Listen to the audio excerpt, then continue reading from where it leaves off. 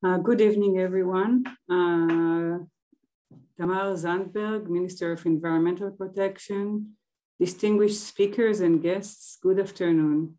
As you all know, Israel is dealing with an unprecedented outbreak of H5N1 avian influenza, affecting both poultry and wildlife. In the slide, you can see the cumulative number of new infected locations in Israel in poultry in blue. And the two arrows represent the first report incident in a wild bird, a pelican in Emek Hefer, and in the second arrow, the beginning of the outbreak in the Agamon cranes. On the left is a map of the locations generated by the Nature Reserve Authority, both in wildlife, wildlife and in poultry. By now, over 1 million chickens, turkey, and ducks were cooled, and around 8,000 cranes died from the disease. We decided to organize this webinar, bringing together the world-leading experts in avian influenza, together with Israeli academy, government, policymakers, practitioners, and the public to learn about and discuss the ways to prevent and manage such outbreaks in the future. While doing that, I would like to remind you that avian influenza is a zoonotic disease, which means it may be transferred to humans. Such diseases should be handled in the One Health approach. It is clear now that our health, the health of farm animals, and of nature are tightly connected. Over the last 3 decades, 30 new human pathogens have been detected, 75% of which have originated in animals, including HIV, SARS, swine flu, MERS, Ebola, and COVID-19. The risk of transmission is high when ecosystems are thrown out of balance due to human intervention, including climate change, habitat destruction, environmental pollution, and biodiversity loss. It is clear that the risk of human and wildlife disease outbreaks, including pandemics, increases the more nature is destroyed. And zoonotic diseases are just one outcome of many others devastating outcomes of our actions. This means that good nature conservation policy that protects our diverse ecosystems is a vital preventive healthcare measure against new disease and other threats. Our focus today, the outbreak of avian influenza, is yet another wake-up call of the consequences of our actions.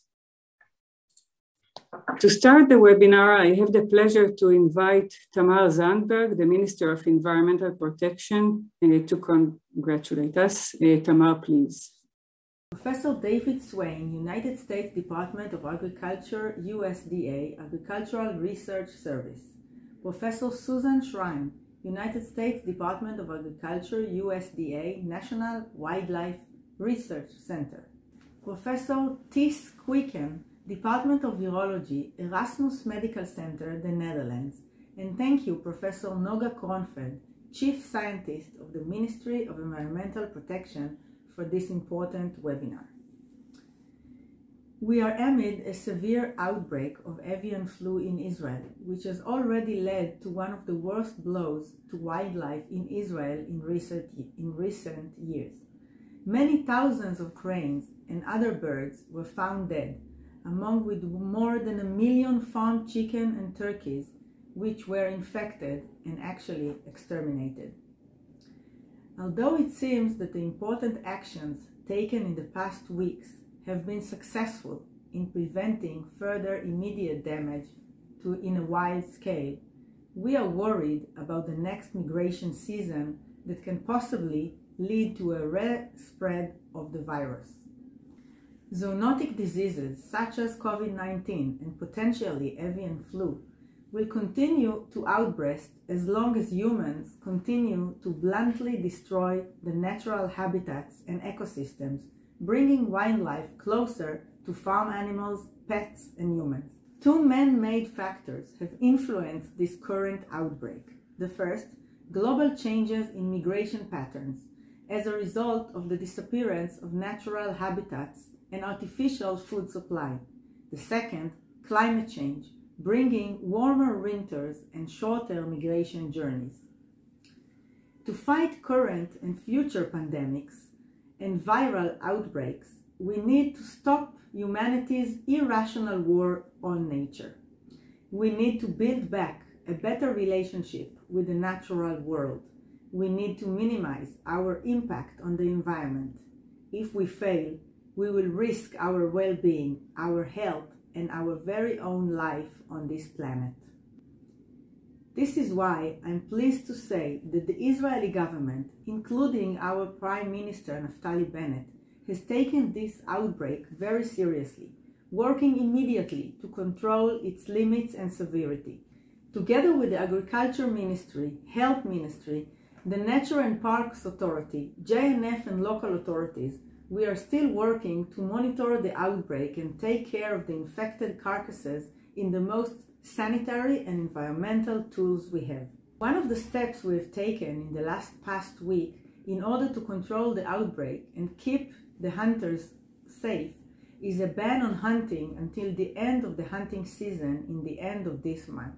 We know that avian flu outbreaks were detected outside of Israel these past months, and that 2021 was an unusual year for that matter, which makes it even more important to collaborate and share our findings and knowledge between us. This is why this webinar and further international cooperation are essential. Wishing everyone an interesting and effective webinar, and good luck to us all. Thank you. Thank you, Minister Zandberg. Before we start, I would just like to say that if you'd like to ask a question, please write it in the Q&A. And if you would like to ask a specific speaker, please indicate it. And we will now start today's webinar with a short overview of the current outbreak in Israel by Professor Ran from the Hebrew University in Jerusalem. Ran, please. Yes, please. Can you see the presentation? Yes. Yes, okay. So welcome everybody. Thank you, Minister Zandberg, and distinguished guests from abroad, Noga, and all of you that really work to make it happen with very short notice. So I'm going to give a brief overview of the avian influenza, the highly pathogenic avian influenza outbreak in Israel. And we start with some very short history account. Avian influenza was already recorded in Israel in the 80s and 90s. And the first case of H5N1, the current strain that we experience now in Israel, was in 2006 in poultry. And since then, there were outbreaks in poultry quite frequent, as you can see here. The first case in a zoo animal was in 2010, and then a year later, a marsh area was found, the first wild migratory bird, and the second year it was the first resident bird, a spurring plover. And another strain of avian flu, H5N8, was first recorded in poultry and in wild birds in 2016. There were two large outbreaks in the winters of 2016 and 17 that infected many poultries, and these are the wild birds, barnacles, two cranes, and Sardinia warbler that we found by sampling in this year. And then in last winter, we had another H5N8 outbreak. We've infected many poultry, swan and zoo, white pelicans, eagle owl, and healthy shovelers that we found only by sampling the feces. So this last outbreak of H5N8 was we reported in Russia first, as you can see here in the top, 14th of August, and then you can see a spread to the west towards West Europe, and also to the south. And you can see the dates. This is August, this is September, this is October, 12th of October, the first case recorded in Israel in that year. And if you look at that map here, okay, and the eastern part of this map, then if we put in the background the tracks of several migrating birds that we follow in the Movement Ecology Lab, these are cranes in blue and mallards in green and buzzards in orange. Then you can see that they match very well both the timing and the pattern of the disease. So it is well known that migratory birds are a strong candidate for spread of the disease, and here we can see that the patterns match. Now for the current outbreak, already summarized by Noga, but let's go the same day, 12th of October, first event in poultry, and then there were a few other events for more than a month until, or a month and a half until the first record in a wild bird. And since then we have accumulations of events both in poultry and in wild birds, which is now spread throughout the northern and central parts of the country. So the loss, as mentioned, is outstanding. Over 1 million birds in poultry, and these are the species that have been recorded so far, tested positively for H5N1. As you can see here, a small fraction of cranes were already tested. They're all H5N1 positive, and that's just a tiny fraction of the estimated 8,000 cranes that died in this outbreak. And there are also some pelicans, kestrel buzzards, and marble teal. So both resident and wintering birds were affected so far. And considering cranes, which are the signature, the most notable element of this outbreak in wild birds, then we have been tracking cranes for over 10 years, over 100 individuals. This is a project with Yuri Markin from Russia and Sasha Pekarski, my student. This is a tuck crane, and these are the tracks that we see in spring from north to south, and in autumn from south to north. We also sampled cranes during the middle of the outbreak, but I will not talk about this now. I would like to share with you a few insights that we gained from track birds. So 4 of the track birds were in Israel, and they died early on in the outbreak. What you see here is the identity of on the left, identity of the bird. This is the map of the bird for a period of almost 1 month. So you can see that all their positions are close to each other. They are in the Agamon area of the Hula Valley. This is the record on this column, the record from the acceleration measurements. And what you see here is drastic change in the acceleration, and eventually no change in signal, which means the animal is dead. Now, when we look at this signal, we can compute what is called the overall dynamic body acceleration. It's a measure of the whole body movement. And what you can see here is analysis based on this estimate, this measure. And you can see in red what can be perceived as the beginning of a disease, in infection in a bird, according to this measure in red. This is when we first notice it from the locations, from the GPS data. There is a bit delay, what you can see from the movement, and the black bar is the time of death.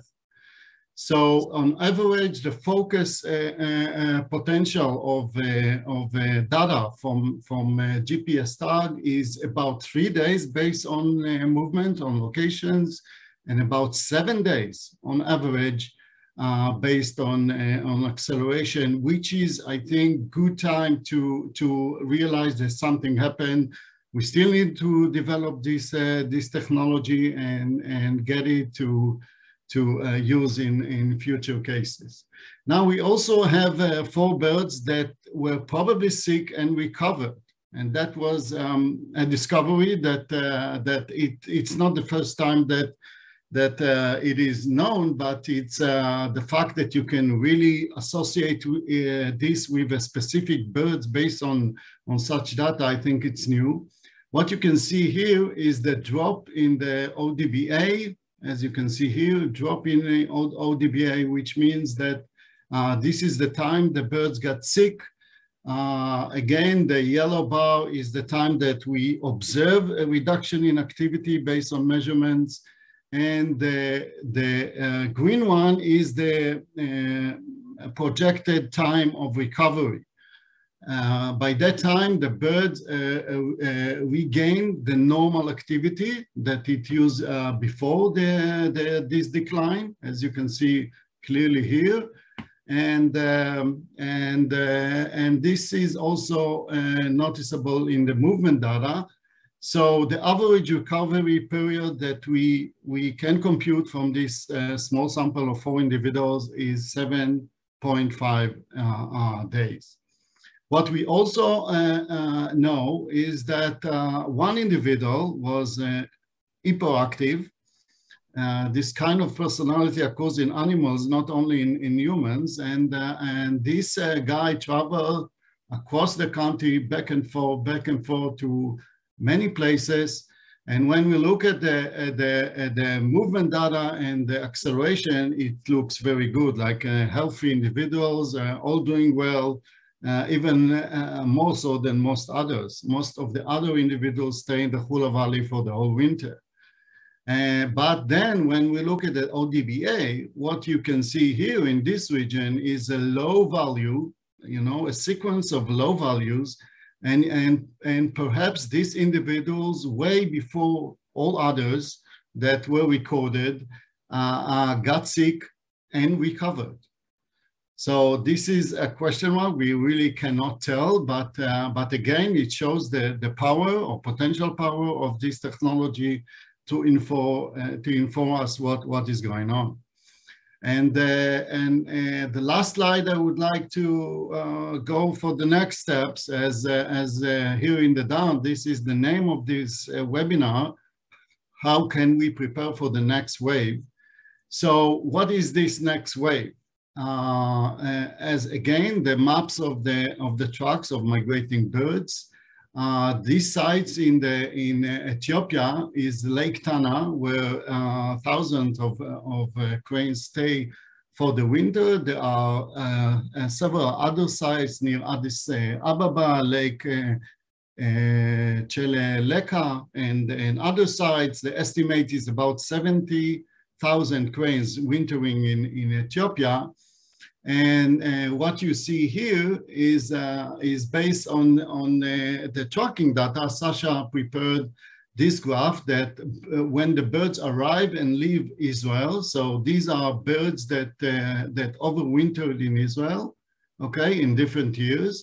And what you see here in red colors is those that migrate over Israel. So they migrated in these days, and then we do not see them, and then we see them again when in Israel, when they come back to the Hula Valley.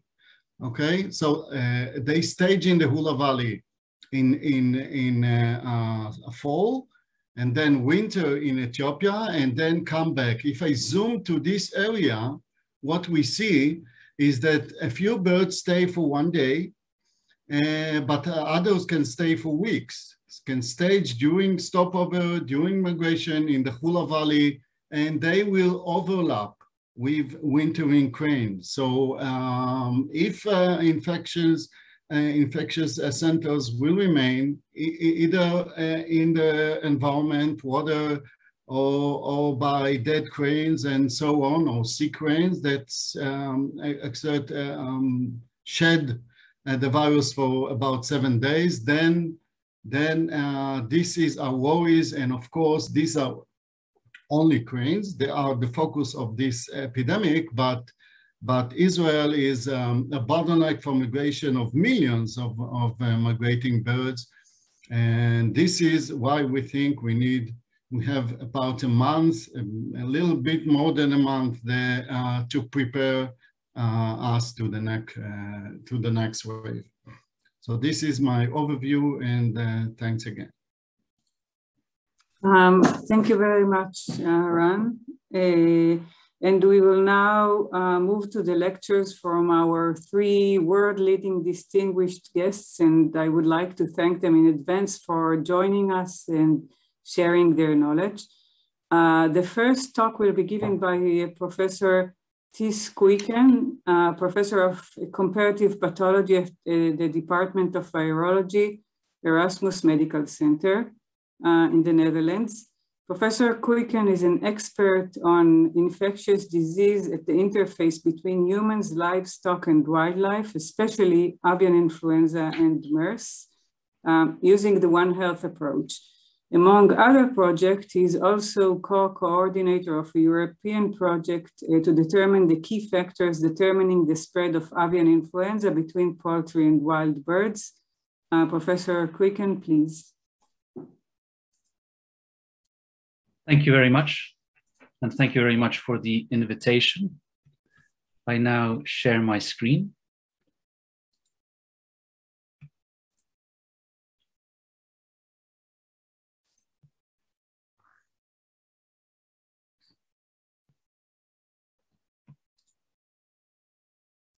So in this presentation for the next 30 minutes, I'd like to give an overview of the emergence of highly pathogenic avian influenza of the subtype H5N1 goose Guangdong lineage in wild birds.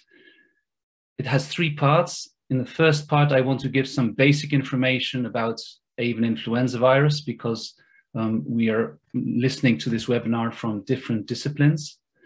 Then I'll give you a brief history of the emergence of this particular lineage of avian influenza from poultry into wild birds.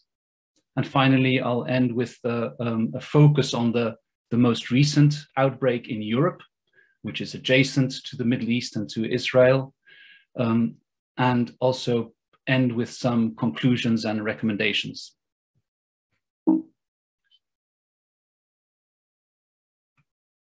So, avian influenza virus is an influenza A virus. It's an enveloped virus. What's relevant about this is that an enveloped virus is often not very resistant to drying out, but it can survive for some time in an aquatic environment. The virus on its envelope has 2 surface proteins that are called the hemagglutinin, which is important for attachment, and another protein, neuraminidase, which is important for release from the host cell. There are several different subtypes of both the hemagglutinin and the neuraminidase, and actually the names of the viruses are according to these subtypes. So in this case, we're talking about influenza A virus with a subtype H1 and an N subtype, or a H subtype H5 and an N subtype N1. An important characteristic of influenza A viruses is that their genome consists of 8 separate segments. And this has an important consequence for the evolution of the virus, because if one host cell in an animal, let's say a crane or a chicken, is infected with two different viruses, the RNAs of these both viruses are copied into the nucleus of that host cell, and the host cell produces RNA segments from both parent viruses. And the progeny viruses that come out of this host cell may have gene segments from either of those parent viruses. And therefore, they may have different phenotypic characteristics than their parent viruses. And these viruses with gene segments from two different viruses are called reassortants. And that's why it's possible that, for example, in this case, the H5 virus can have different ends. This year it's H5N1, but previous year it was, for example, H5N8. Another characteristic of infection with influenza A virus is that it has a hit and run strategy. The virus, like all viruses that infect hosts, are able to bypass the innate immunity, otherwise they wouldn't be able to infect the host. But then it has a special strategy. The virus produces very rapidly lots of virus particles before the adaptive immunity of the host kicks in, which is around 4 to 7 days after first infection. The virus has no strategy to deal with this adaptive immunity, and therefore it's eliminated from the host by this adaptive immunity. But that doesn't matter, because by that time it's produced so many progeny viruses that the next host is already infected. So this is called the hit and run strategy.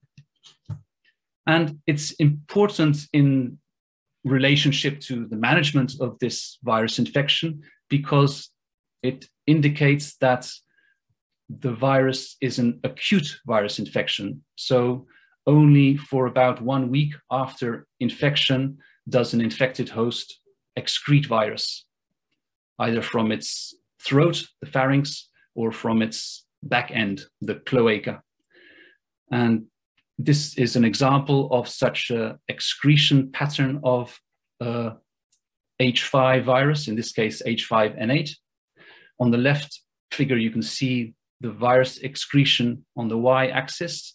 In tissue culture infectious dose 50%, so that's actually infectious virus. And on the x-axis, you can see the times after different species of birds have been inoculated with the virus.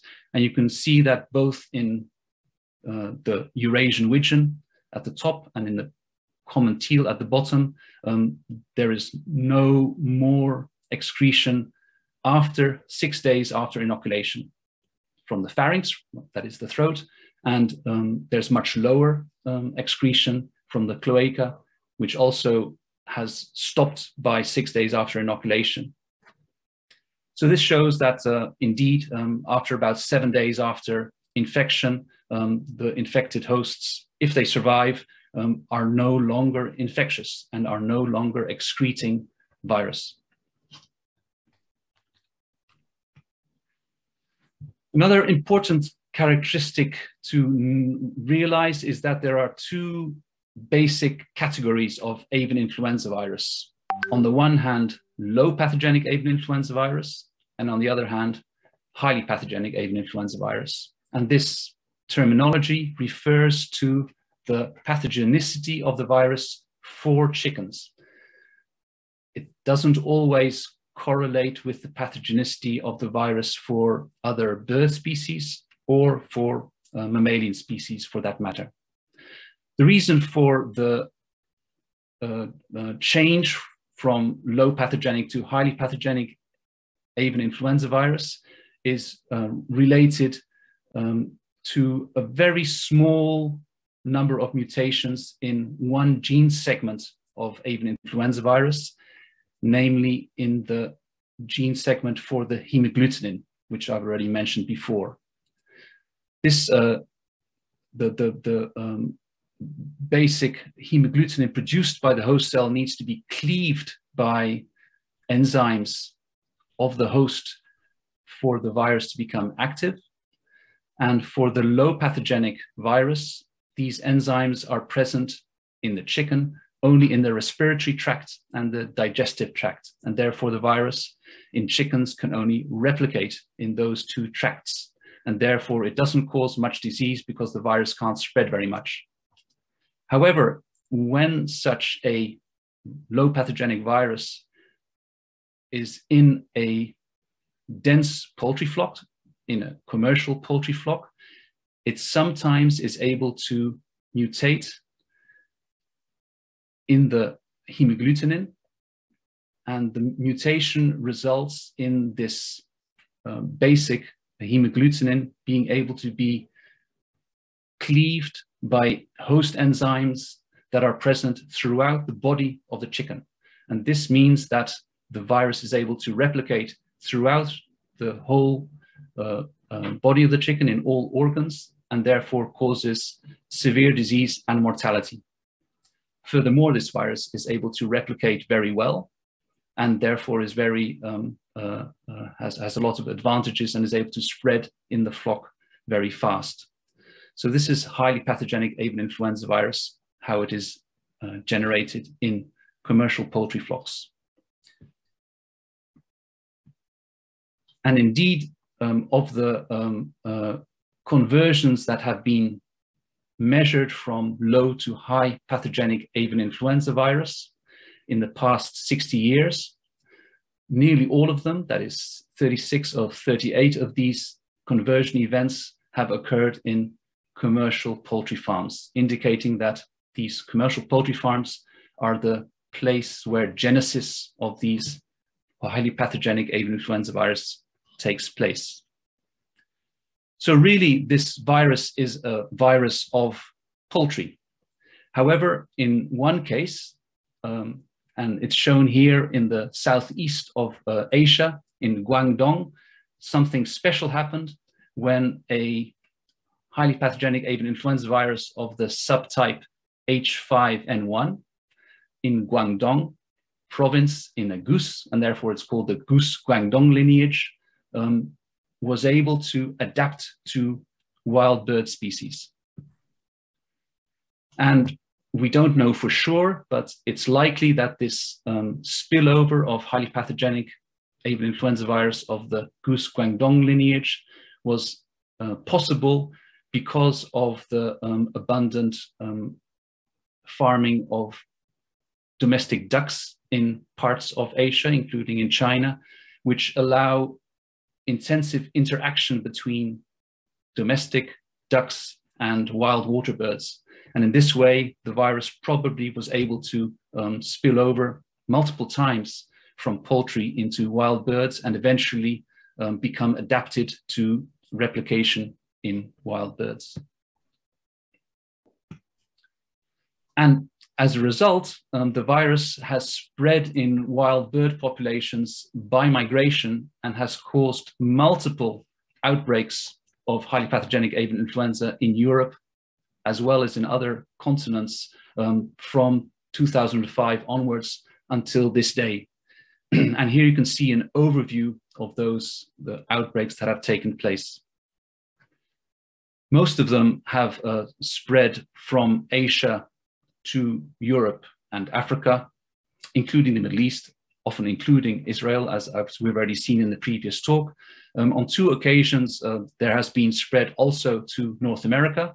In the first place in 2014, 2015, and in the second place, actually only a few weeks ago, when this virus also was diagnosed on the east coast of Canada. And so far, it is still limited there.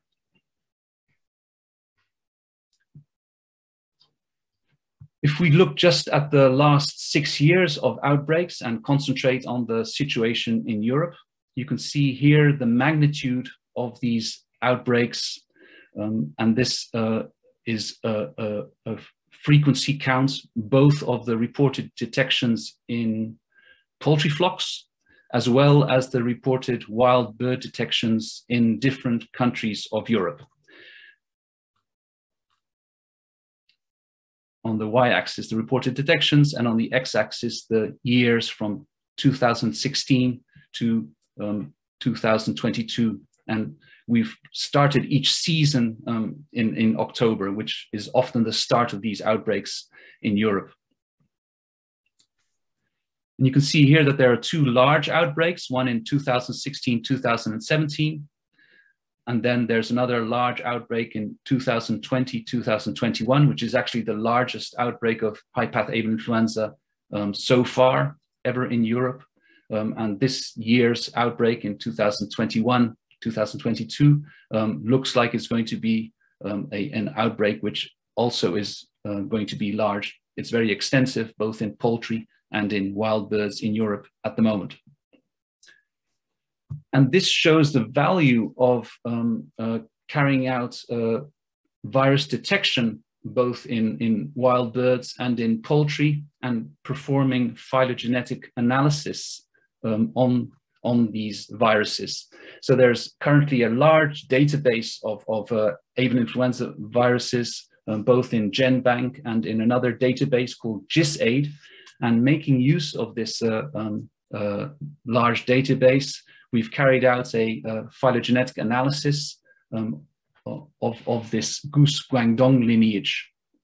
And it shows that after the virus was first detected in Guangdong in 1996, it has evolved further and remained present in both poultry and wild bird populations.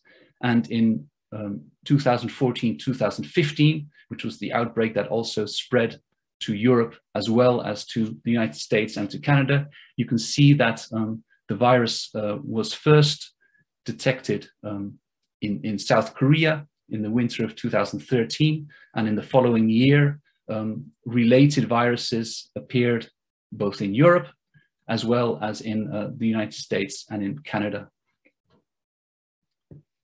And using this phylogenetic analysis and combining it with information of the migratory movements of the wild bird species that had been found to be infected with this virus, we were able to trace the probable movement of the virus via, in the first place, spring migration of wild birds from Southeast Asian wintering areas here in South Korea, and then a spring migration to breeding areas in the northern Russia, Siberian area, where many different species of wild water birds breed together. And then some of those water birds would have migrated back to Southeast Asia, but some of them, or related ones, would also have migrated during fall migration to Western Europe, and in this way spread the virus to Western Europe, as well as southwards into the Middle East and Africa. And in this particular year, in 2014, 2015, there was also another movement where after the migration of birds in the spring to Siberia, there was in the fall a migration of birds across the Bering Strait and here down to the Pacific coast of Canada and the United States, where the virus was first found in wild birds and subsequently spilled over into chickens and turkeys. And I'm sure that David Swain will talk more about this later on.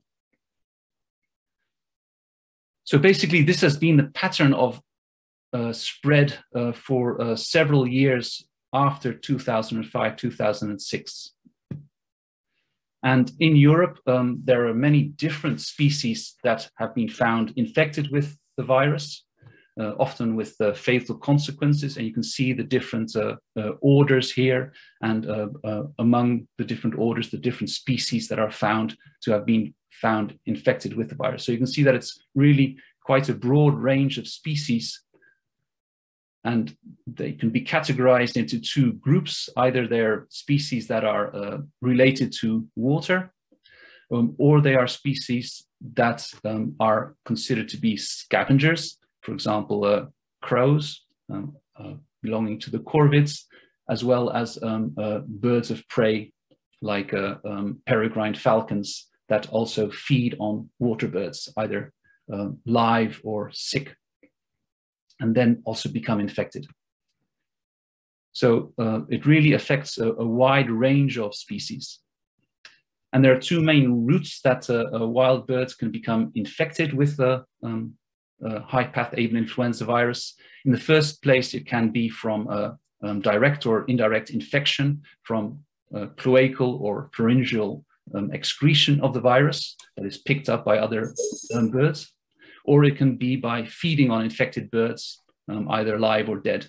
For example, this cartoon of an eagle. From a management point of view and understanding the spread of the virus, it's important to know something about the environmental stability. So avian influenza virus is known to be able to remain infectious for a long time in water. At the extreme, it can stay in cold surface waters. It can remain infectious for up to 1 year.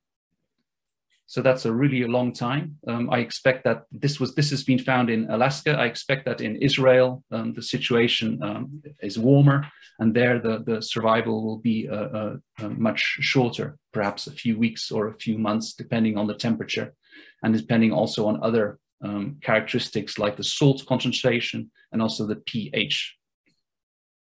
Besides remaining stable in water, it can also remain in carcasses of infected animals, and this is a study which was done with experimentally infected chicken carcasses, showing that at 4 degrees Celsius, the virus was able to stay infectious in liver for 3 weeks, up to 8 months in feathers, 6 degrees Celsius for only a few days in the liver, and for up to 1 month in feathers. So this gives you some idea of how long the carcasses that are found on, for example, Hula Lake, can remain infectious for other species of birds.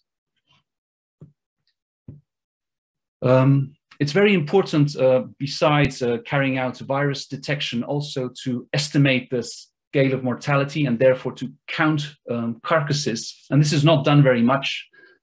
We have done it nearly on a voluntary basis in the Netherlands. And here is a graph showing the scale of mortality in the 2016-2017 outbreak, where we found a total of 14,000 wild bird carcasses during the period of the high path avian influenza epidemic. And the majority of these in that year were either tufted ducks, more than 2,000, or Eurasian widgeons, more than 2,000.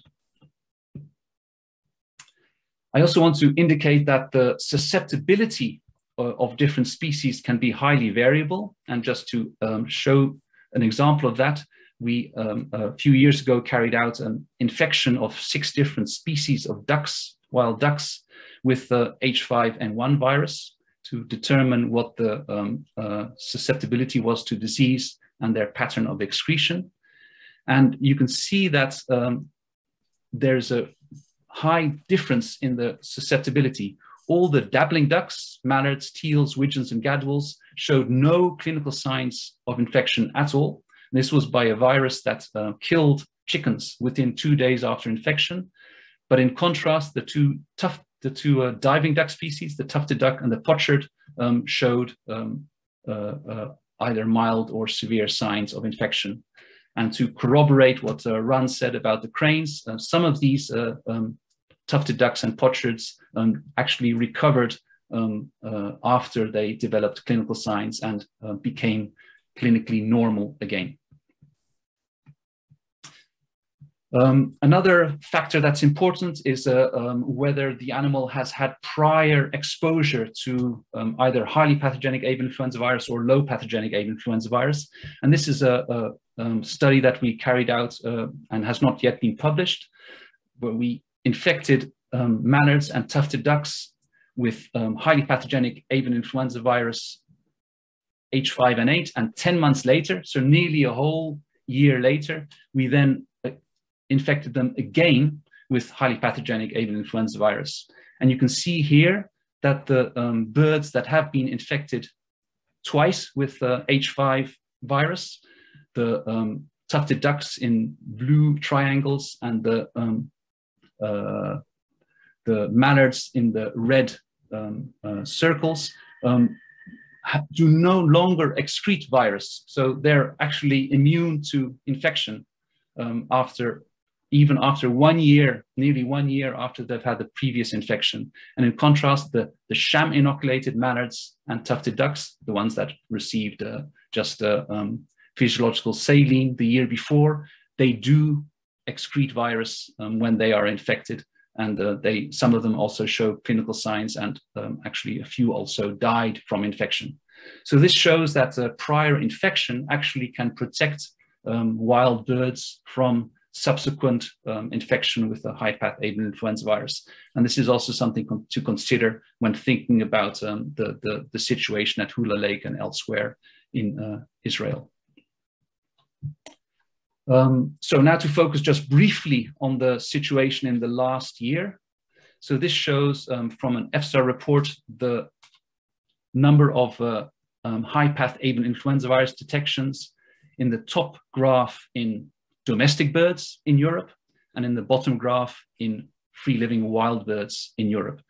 And you can see that starting more or less in October, there was first a peak of infection, mainly in waterfowl, but also in raptors and in other wild bird species.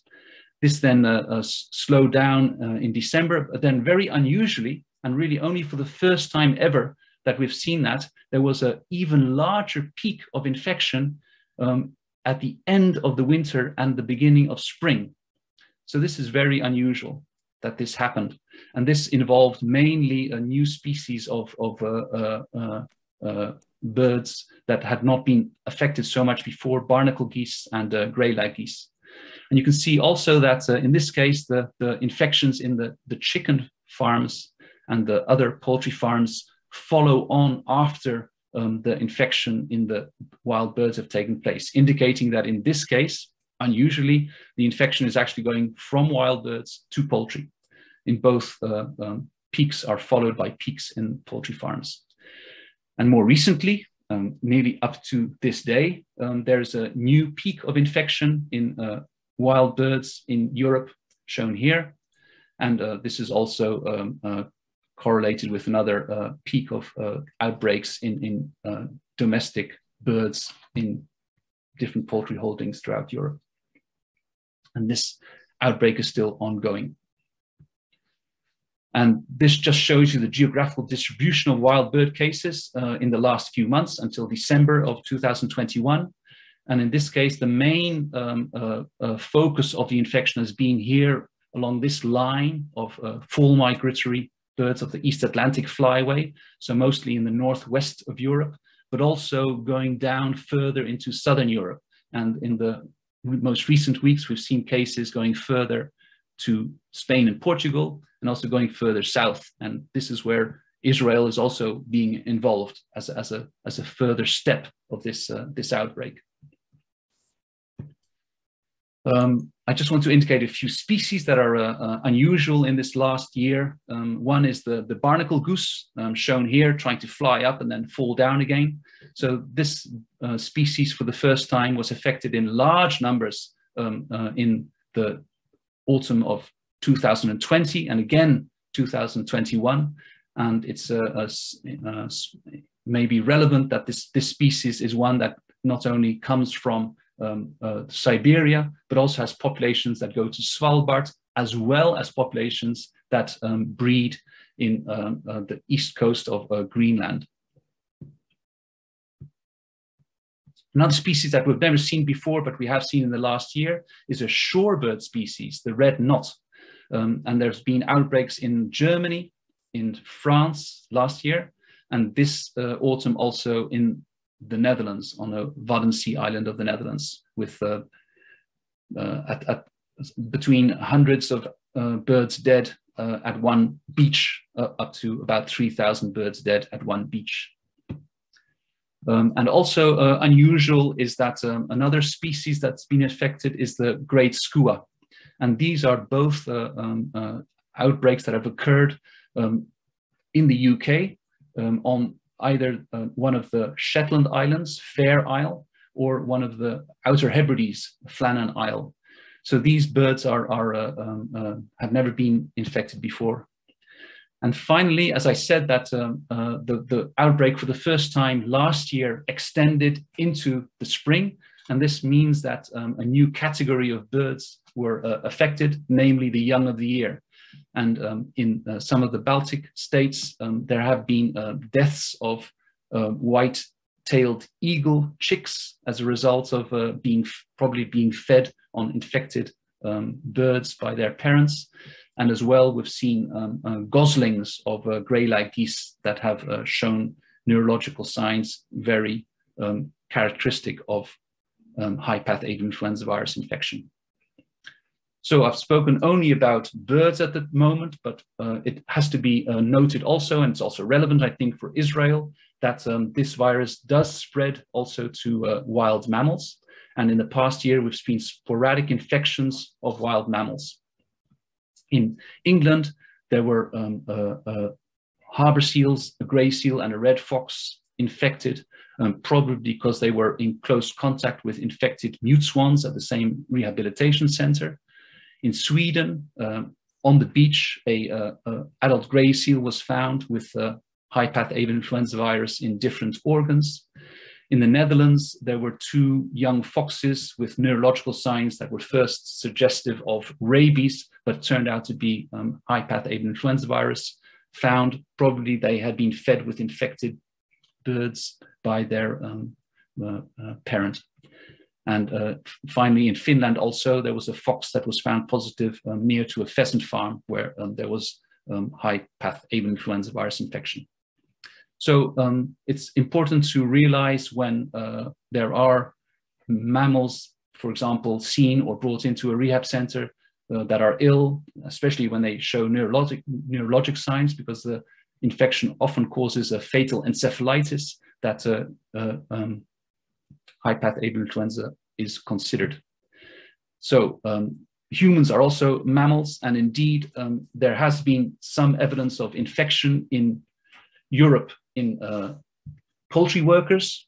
There's been one farm where the outbreak occurred in poultry, and during depopulation, 7 people were tested for high-path avian influenza virus and tested positive either serologically or by PCR. However, they were not symptomatic. This is different from the situation in China and in Laos.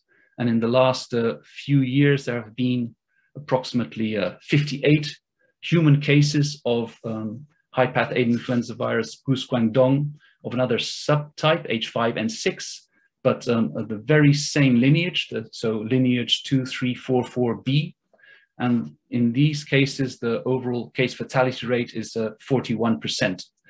So it indicates that if people have intensive contact with infected birds, they can become infected and it can be dangerous. So in conclusion, regarding this special lineage of high-path avian influenza virus, the H5 Goose Guangdong lineage, it has spilled over into wild birds since around 2005, and in the last year has been shown apparently to be able to persist in wild bird populations. Over the years, the outbreaks have become increasingly more frequent, and they've expanded and continue to expand both in geographical range and in host range. It's important to note that besides being an important problem for the poultry sector, there may be causing also significant mortality in some wild bird populations. For example, we saw between 10 and 40% of the peregrine falcon population that winters in the Netherlands died during the 2016-2017 high-path avian influenza outbreak. And this is corroborated by lower counts of peregrine falcons in subsequent years. And also there is a increased risk of transmission to people. So the European CDC recently upgraded its risk assessment. So now it's considered low to medium risk of transmission to people that are occupationally exposed to infected birds or other potentially infected mammals. So recommendations, and I'm mostly concentrating on the wild birds. It's important to avoid any activities that disturb affected wild bird populations, and so to reduce the risk of spread. It's valuable to collect infected bird carcasses from areas that are regularly used by birds of prey and carrying eating bird species, and areas where many birds rest or forage. It's important to carry out both passive and active surveillance, that is to examine birds found dead and also to test birds that are have no clinical signs. To get a record of the scale of mortality, it's really important to record the wild bird mortality data. And it's critical to understand the spread of the virus and how its epidemiology is, to timely generate and share complete viral genome sequences, both from wild birds and from poultry and from other captive bird species. Finally, it's important not only to look at birds, but also to consider that mammals and humans can potentially be exposed to infected birds, and to check them also for exposure.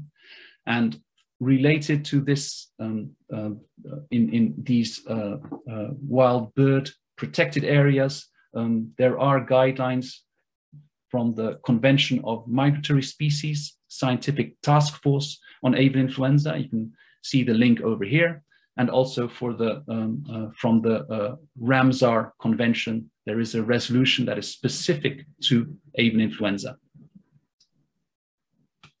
And with that, I thank you for your attention.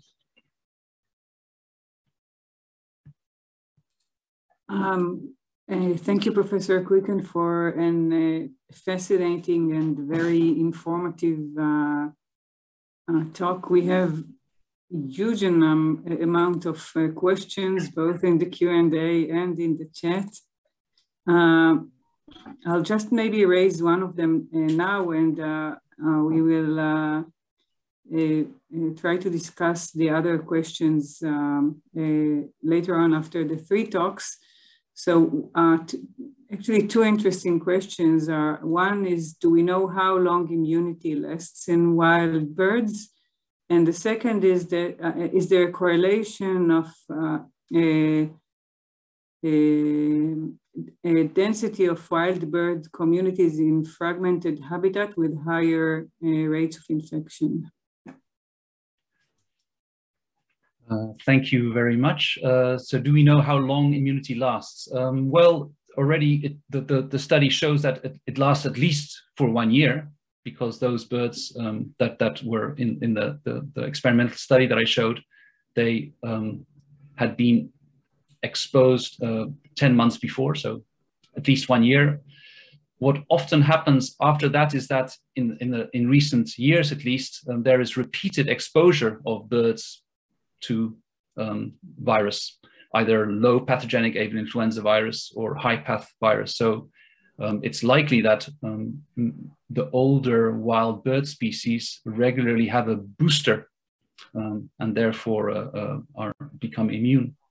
We've seen in another other studies where we've not looked at high path virus, but at low path virus, that in gulls, after they've been infected with low path virus twice in a period of more than a year, they are no longer able to be infected. So immunity is quite good in those species. So, and there's other evidence from mute swan population studies in the UK that show that the older mute swans that have survived for example, original infection in 2005, 2006 with H5N1, in subsequent H5 outbreaks do not show clinical signs of infection. So they are apparently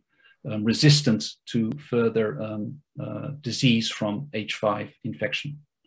Mm-hmm. Second question about how the fragmentation, you were saying fragmentation of habitat, perhaps, where mm-hmm. resulting in a concentration of species in a smaller area, that would cause more problems. So for sure, theoretically, we know that is the case, that by fragmentation of habitat and therefore forcing wild birds to concentrate more in smaller areas, that is a risk. So theoretically, that makes complete sense.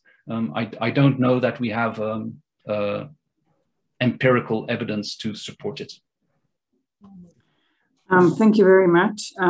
We will ask more questions at a later stage, but for now, I'll move to our next speaker. The next speaker is Professor Susan Schreiner from the United States Department of Agriculture, USDA National Wildlife Research Center. Professor Schreiner is a wildlife epidemiologist focusing on disease dynamics of pathogen associated with agriculture, optimizing disease surveillance and control. Professor Schreiner, please.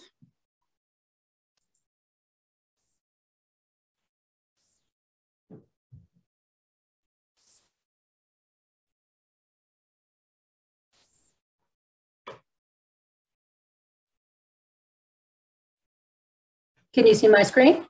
Yeah, we do. Okay, thank you very much for inviting me to talk today. I'm going to be talking about avian influenza with a focus on wild birds. And just as a little bit of an intro, I am a wildlife epidemiologist at the United States Department of Agriculture Animal Plant Health Inspection Service, and I work specifically at the National Wildlife Research Center.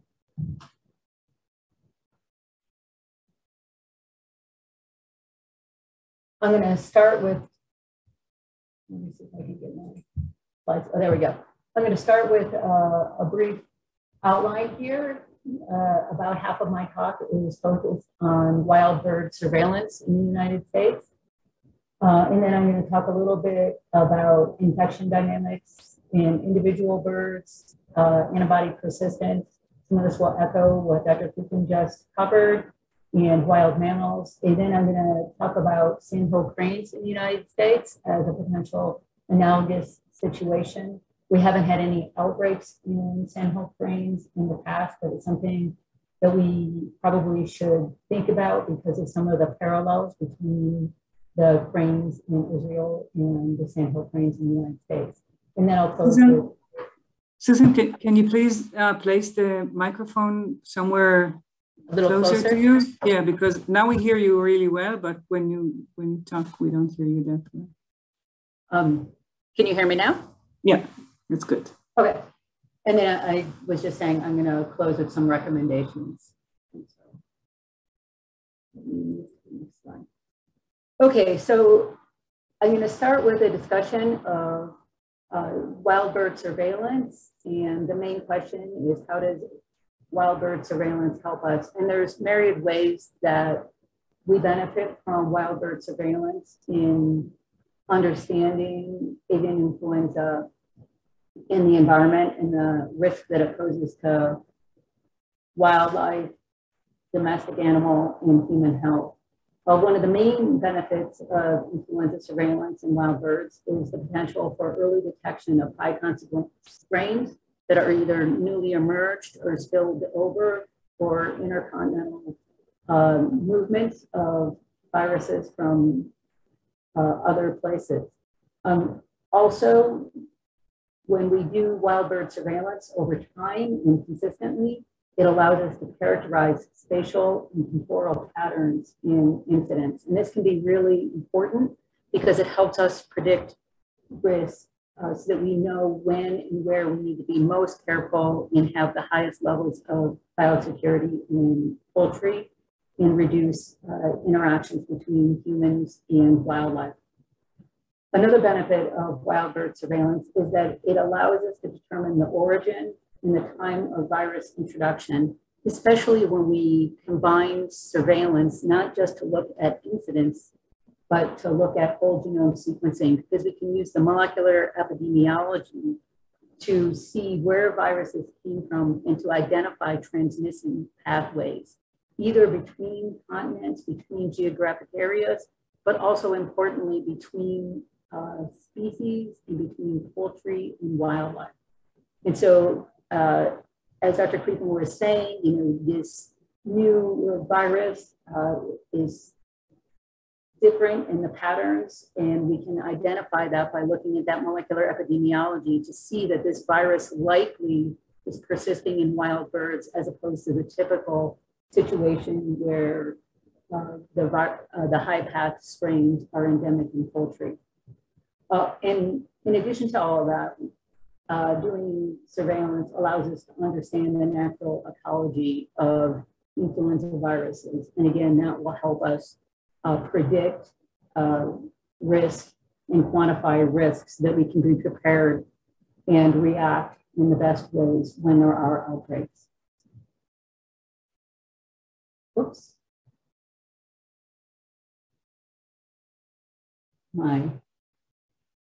There we go. Okay, so I'm going to start, I'm going to mostly focus on the surveillance program that our National Wildlife Disease Program conducts. But before I do that, I want to emphasize that in the United States, wild bird surveillance for influenza virus has a long history and has been done by many different agencies, state agencies, tribes, NGOs, and academic institutions that have, many of which have had long-term surveillance studies that have contributed quite a bit of information. But my focus today is going to be on the federal response from my agency. And this was originally begun in about 2005, 2006 as an interagency strategy between multiple federal agencies in response to the potential threat of the movement of H5N1 from Asia into the United States. And so the focus originally was on early detection to see if we could detect a high-path virus into the United States.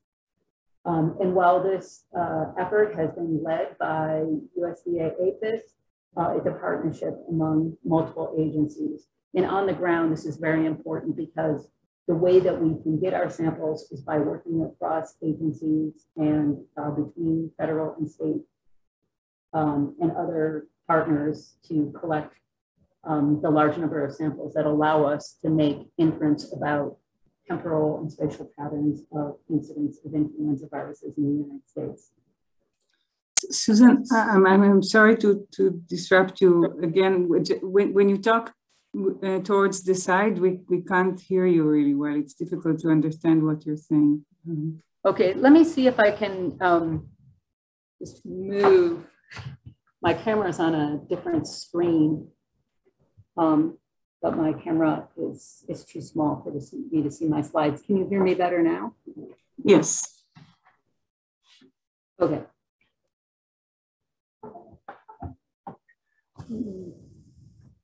Okay.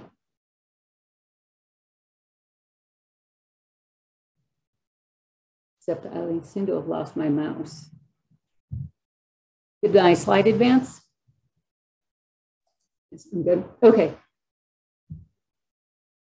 As I mentioned, one area that we're very concerned about in the United States, because a lot of influenza viruses are moved globally by migrating birds, is we're interested in detecting intercontinental movements of influenza viruses into the United States. One of the main ways that we think this could potentially happen and has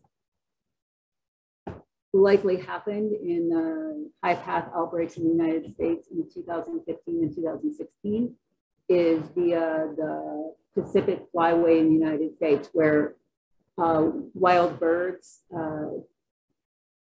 breed in Alaska and into Siberia, and they can mix with birds from Eurasia and then bring viruses into the United States. Another potential pathway is through the Atlantic flyway. And in the Atlantic flyway, there can be mixing of birds in Iceland and Greenland. And Dr. Pekin just discussed this, and we've recently had a detection in Canada, which shows that this is a likely pathway for intercontinental movement of viruses into the United States.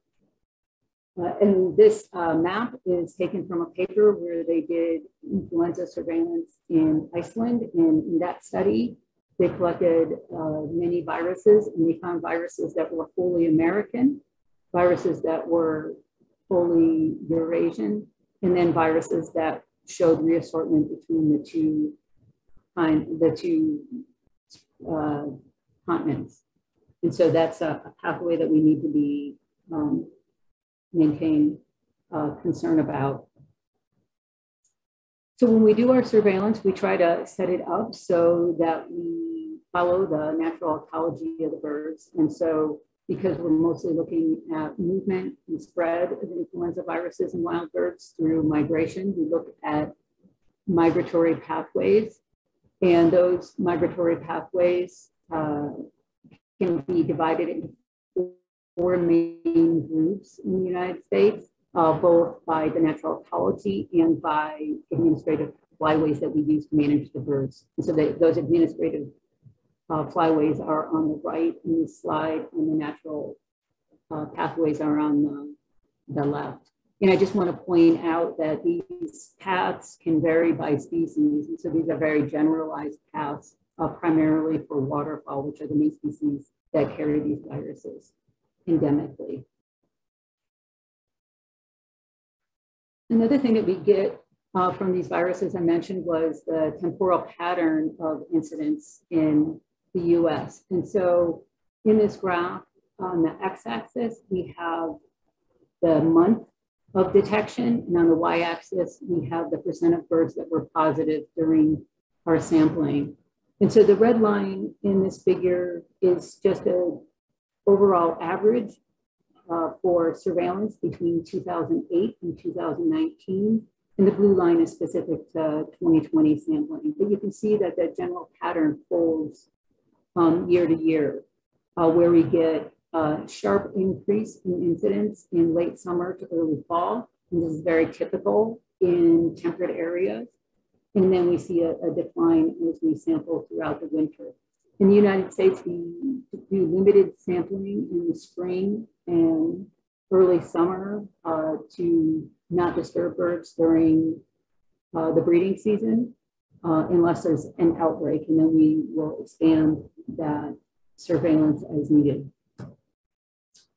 In addition to understanding the temporal incidents, we also can look at the spatial incidents. And in this map, we have taken our surveillance data and modeled hotspots. And so you can see areas in dark red where incidence is high compared to average incidence in the United States.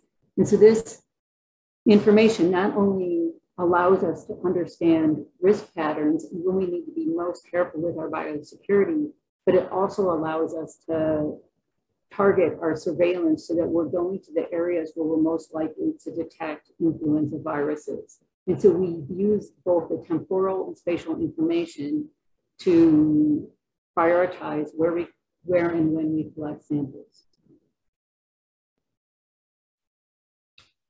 So this map shows our current surveillance year, which will end in March. As I mentioned, we stopped consistent with the breeding season in the United States. And this season, we're primarily sampling in the Pacific flyway and the Atlantic flyway. And the states that are colored here, the numbers are the target number of samples that we try to collect within each of those flyways and the states within those flyways. And so this shows the administrative states where we're collecting those samples. But our real sampling effort focuses a little bit more according to the ecology. And I'll show this map. This is a map of the Western flyway. but it shows where we're collecting samples in watersheds. And so we have found that the watersheds are a better match to where we find and detect influenza viruses. So our strategy is to continually update these priority areas based on prior information. And then we map that to determine a target number of samples to optimize the probability of detection.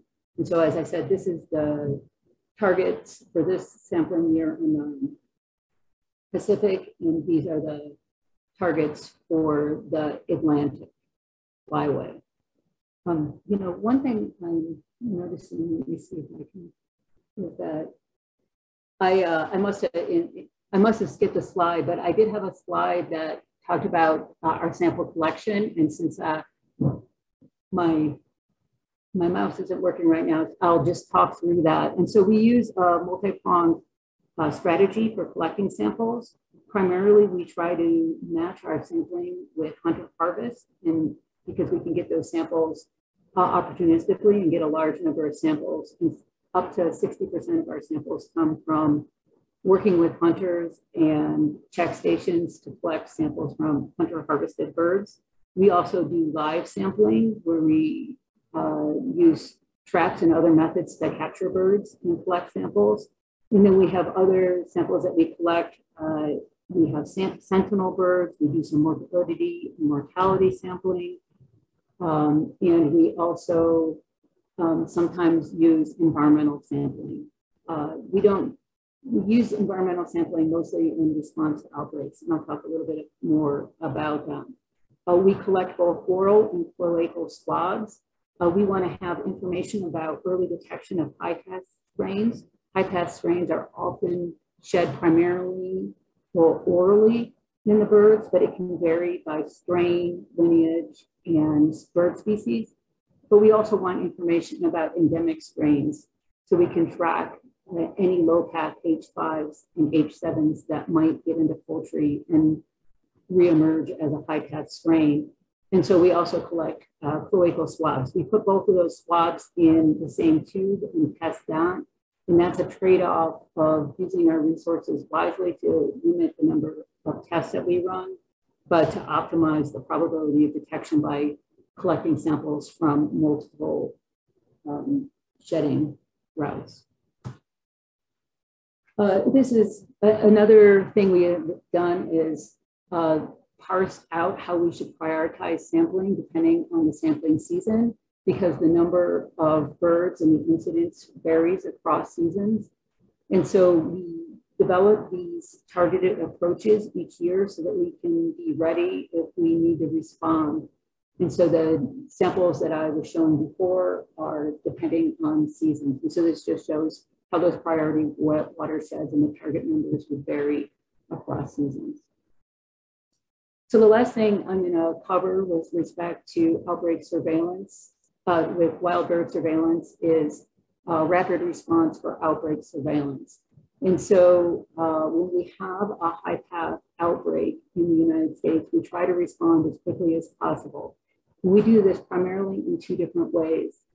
One is we usually put buffer zones around any outbreak sites, and we collect as many wild bird samples as we can in the immediate area, usually a 3 to 5 kilometer buffer around the outbreak area. And that helps us identify those transmission pathways potentially between wild birds and poultry. The other thing we do is we try to predict how birds move from an outbreak site. So in the figures here on the left, it shows a modeling exercise we did when we had the high path detections in the Northwest US in 2015. We collected bird banding data that's collected for developing hunter harvest numbers. And so we use those banding data to predict where the birds in those regions of initial detections were likely to move and how they would move throughout the US, so that we could use those hotspots from those movements to prioritize our sampling scheme for collecting samples to look at how those viruses might move in wild birds. And then The figure on the right shows the results of surveillance in response to those initial detections in 2015 of high-path viruses in wild birds. And blue circles show the number of samples with more samples collected with the larger circles. And the yellow stars shows areas where we had positive detections. And so you could see how the virus moves from the northwest and then across the US and eventually made it all the way through the Midwest in the United States. So with that, I'm going to transition and I'm going to talk a little bit about infection dynamics. Some of this will be a little bit of a review of Dr. Kukin's talk, but I think this will emphasize some of the overall patterns that we see in infection dynamics. So this is just a schematic of the general infection curve, kind of identifying the different pieces of that curve.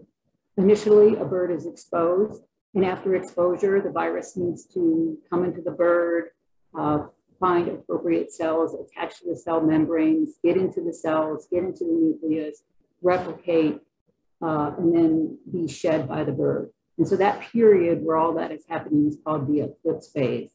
And for avian influenza, that can be very, very rapid. We've had birds that we inoculate, they start to shed, and they are able, and we can detect it and transmit it to another bird in less than 24 hours. And so that can happen very quickly. And often the dynamics are rapid with high-path viruses. Once the bird starts shedding the virus, there's usually a steep growth curve, although that can, the shape of the curve will matter depending on a number of factors, which I'll talk about in a minute. And then usually it peaks, and sometimes it can stay at that peak for 1 to 3 days, and then it starts to decay. And as Dr. Keegan mentioned, often the virus will clear in about 7 days, although it can linger a little bit longer depending on the lineage, strain, and species. These are some data from experimental infections that we conducted a while back. These are for low-path viruses, but the curves look very similar to some of the high-path viruses. The different curves just represent different aged animals and birds that were infected directly or via contaminated water. But mostly what you see is the same dynamics that we saw in Dr. Keegan's talk, where the virus is cleared in about 7 days, where it comes to a rapid rise, stays steady, and then starts to decline and clears in response to the activation of the immune system. So some of those factors that we've talked about that can affect what those infection curves look like are the exposure dose that the animal was exposed to. In the two graphs here that I'm showing is just an example of exposure dose. We have time on the x-axis and the amount of virus that's being shed on the y-axis. And in this case, we look at doses that were 10 to the 3, 4, and 5. So 1,000, 10,000, and 100,000 virions. And what we see is once we get to about 10 to the 4, 10 to the 5, the infection curves are very similar. But if the birds are exposed to a lower dose, the infection dynamics are a little bit slower. Other factors that can affect these curves and how long the infection lingers are the immune history. And so those are the any prior exposures the bird may have. The age and the sex can matter in the condition of the bird and based on the resources that are available in the environment. I'm going to add to Dr. Keegan's discussion of antibodies. We did a similar experiment looking at antibody kinetics over time and how antibodies persist. And in this experiment, it's kind of similar. On the x-axis, we have time, and we monitored birds for about 1.5 years. And what we did was we exposed them at the beginning, and you can see the antibody response rises very quickly. And we see a response, an antibody response in 4 to 7 days, and generally peaking around 10 to 14 days. The antibody response wanes relatively quickly And for about half the birds at 6 months, we were no longer able to detect antibodies. Nonetheless, even though half the birds appeared negative, when we re-exposed them to the same virus a year later, all the birds were completely protected. There were no infections. And what we see is what's called an amnestic response. And that's a very rapid rise in response to a secondary exposure, similar to a boost like you would get from a vaccine. And then what you can see is post that secondary infection, the titers stay higher than they have been after a primary exposure. And so this is really important because we think that what happens with the natural dynamics of influenza is birds are repeatedly exposed to multiple viruses that are co-circulating. And so in this experiment, we're showing complete protection a year later, even if we couldn't detect it in antibodies, but that's in response to the same virus. We've also done experiments where we look at what's called heterostatic immunity. And heterostatic immunity is when there's cross-protection from different strains of influenza viruses.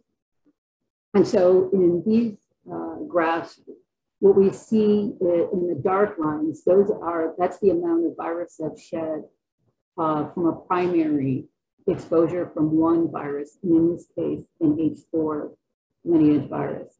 And then the gray line shows the reduction in shedding for a secondary exposure with a different virus, in this case, an H3 virus. And so this is called cross-protection. And so as birds age and are exposed to multiple viruses, they do develop immunity. And so we expect that the birds that are shedding the most into the environment are likely birds that are naive and young birds. And so this is important for understanding risk of spread and for designing surveillance, because we are more likely to detect viruses and get detect higher viral loads that allow us to sequence the virus when we sample young birds. Another thing that's relevant to looking at birds in wetlands, in areas where we think that the transmission is primarily through the environment, through contamination of the environment from shedding, is to look at what the mean infectious dose is. And so this is how much virus does there need to be in the water or in the environment for an animal to get exposed. And so this is really important in areas where we have low levels of water in shallow wetlands. And in this experiment, we looked at environmental transmission experimentally, and what we found is that very low levels of virus in the environment could lead to infection. And in this case, only 200 virions per mil in the water was enough to infect half of the birds. And again, this is going to vary with strain and species, but it shows that if you have a large number of infected birds, we can expect that many birds to become infected as they contaminate the water. The other thing I want to do is scale up our understanding of what's happening in individual birds. So we looked at those shedding curves, and we can see that in the shedding curves, the birds are clearing the infections, but at the population level, they're infecting each other. And so this is just a schematic of the most basic epizootic dynamics, where, and this is called a compartmental model, where we can divide animals into 3 different classes. Those that are susceptible, so they haven't been exposed in the past, and then they can move into the infected state once they're exposed, and then they can either recover or they can die. And so the 3 lines on the chart shows those 3 variables. And so in this case, if all the birds become completely recovered or protected, and or all the birds die, the epizootic will end. But if we have new recruits into the populations or movements from other birds or other species, they can keep bringing those viruses in. And so instead of having the outbreak end, it can keep percolating through. And so this is the simplest case where all the birds recover or die. But more generally, what happens with wild birds is we don't have close populations. And so there can be a continuation of the epizootic as birds move in an area. And this is probably what you can expect in the spring migration, is if there's residual virus, that it could start moving through those populations. And so Thijs talked a little bit about this, but just to add to what he said, there are many mammals that have been shown to be susceptible and exposed to influenza viruses in multiple kinds of lineages of influenza viruses. The one point that I would add is that in most cases, similar to humans, is while we see cases of influenza in mammals, and we have to be very careful with our surveillance to make sure that wild mammals, especially mammals that might predate on infected birds, can become infected. There is no significant evidence that there has been a strain of influenza that has evolved where we see onward transmission of circulation of influenza within those mammal populations. And so while these populations can be impacted, we don't anticipate that there would be circulation within these hosts. Okay, so now I'm gonna switch and talk about sandhill cranes in the United States. I think this is just a real interesting analogy. I don't really have too many insights because we haven't seen major outbreaks of highly pathogenic viruses that are pathogenic to wild birds in the United States, but I think there are some similarities here that are worth considering, and we can closely monitor how you manage this situation in case we happen to have a similar situation occur in the United States, especially with this recent detection of the H5N1 of a similar lineage in Canada that has a potential to move down into the continental US during spring migration. So the sandhill cranes are very widespread and very charismatic species in the United States. Up to 500,000 from 400,000 to 600,000 birds congregate in the central US during stopover. And so it's a fantastic thing to witness, to see all of these birds come together in a relatively small area. They congregate for stopover in a pretty narrow band of about 125 kilometers along a stretch of the Platte River. And they do this on their way to their breeding grounds. Primarily, they feed on waste grain, depending on the season, and they can be a problem in the spring when they eat seeds and seedlings. It's also, if there were to be an outbreak, it could be a significant issue because these areas are very important for stopover for many species, similar to what you'll see in your coming spring migration, in that 20 million other migrating birds that pass through this stopover habitat of, I think, approximately 300 species. So this map just shows the breeding, the distribution of cranes in the United States. Primarily, they breed in northern North America, which is seen here in orange, and they winter in southern US and North America, seen here in blue. And then the one little spot in the very center of the United States is where we see this very significant mass stopover in the US, primarily in Nebraska. The reason why this is very important in the United States is this brings many, many tourists to the area during the stopover season.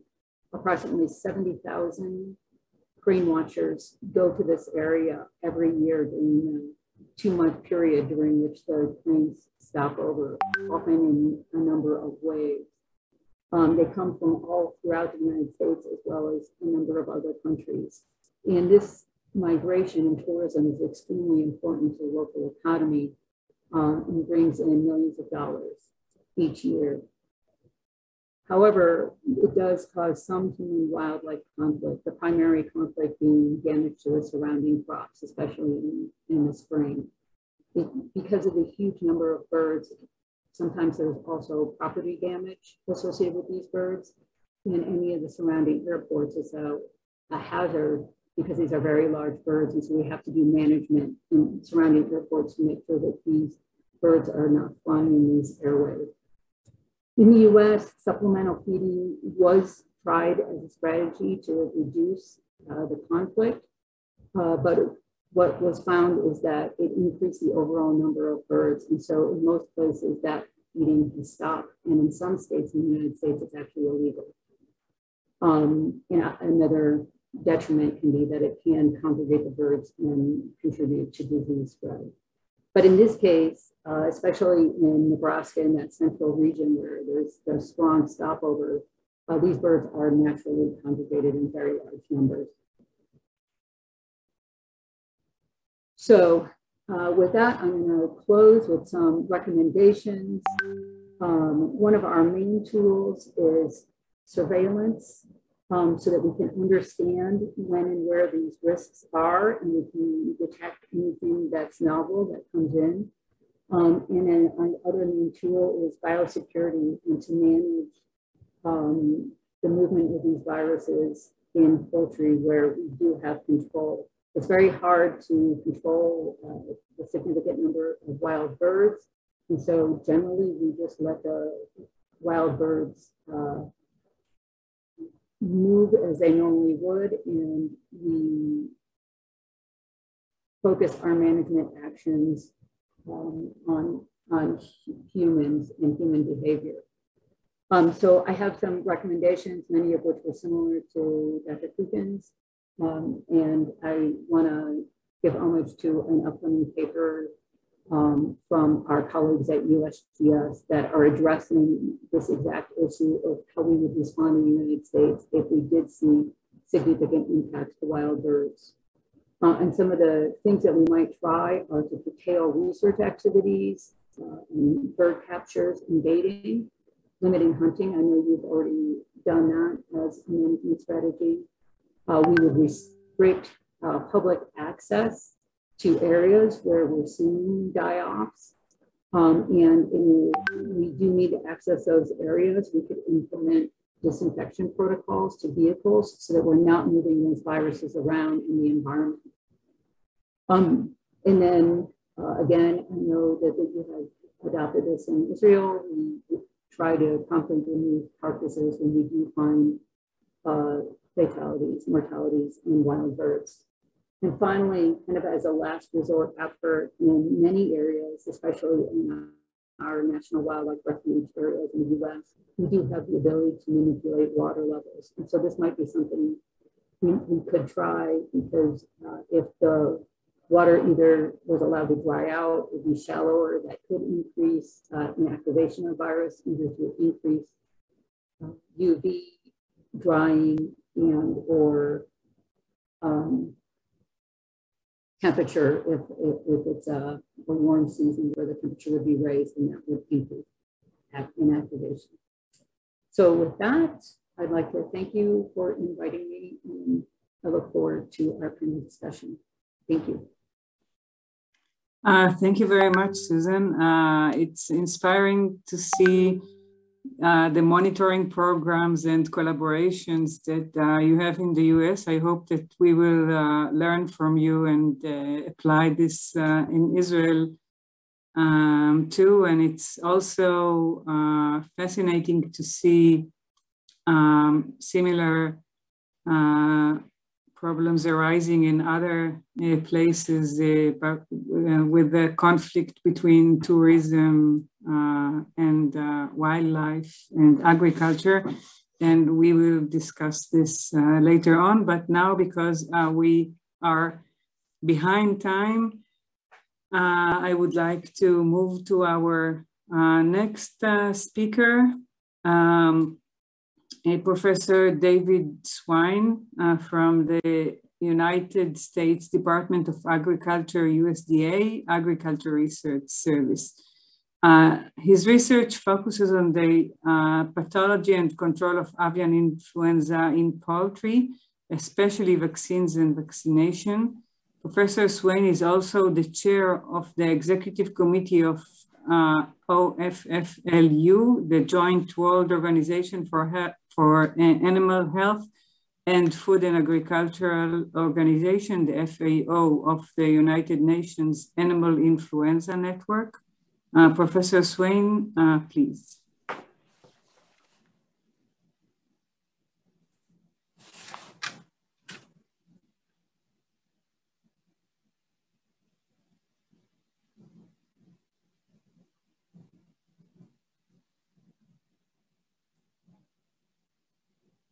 Professor Swain, we don't hear you. Okay, I am here. I was just too long of a pause. My apologies. Can you hear me now? Yeah, we do. Thank you. Okay, thank you. I appreciate the invitation from the organizers to have me come and give a little bit of information, and I appreciate the two previous speakers who've laid the groundwork, and I will try to minimize the amount of duplication. To get some of the points across, I'll have to touch on some additional information, hopefully expand on some of the things that Dr. Kukin and Dr. Schreiner have already mentioned.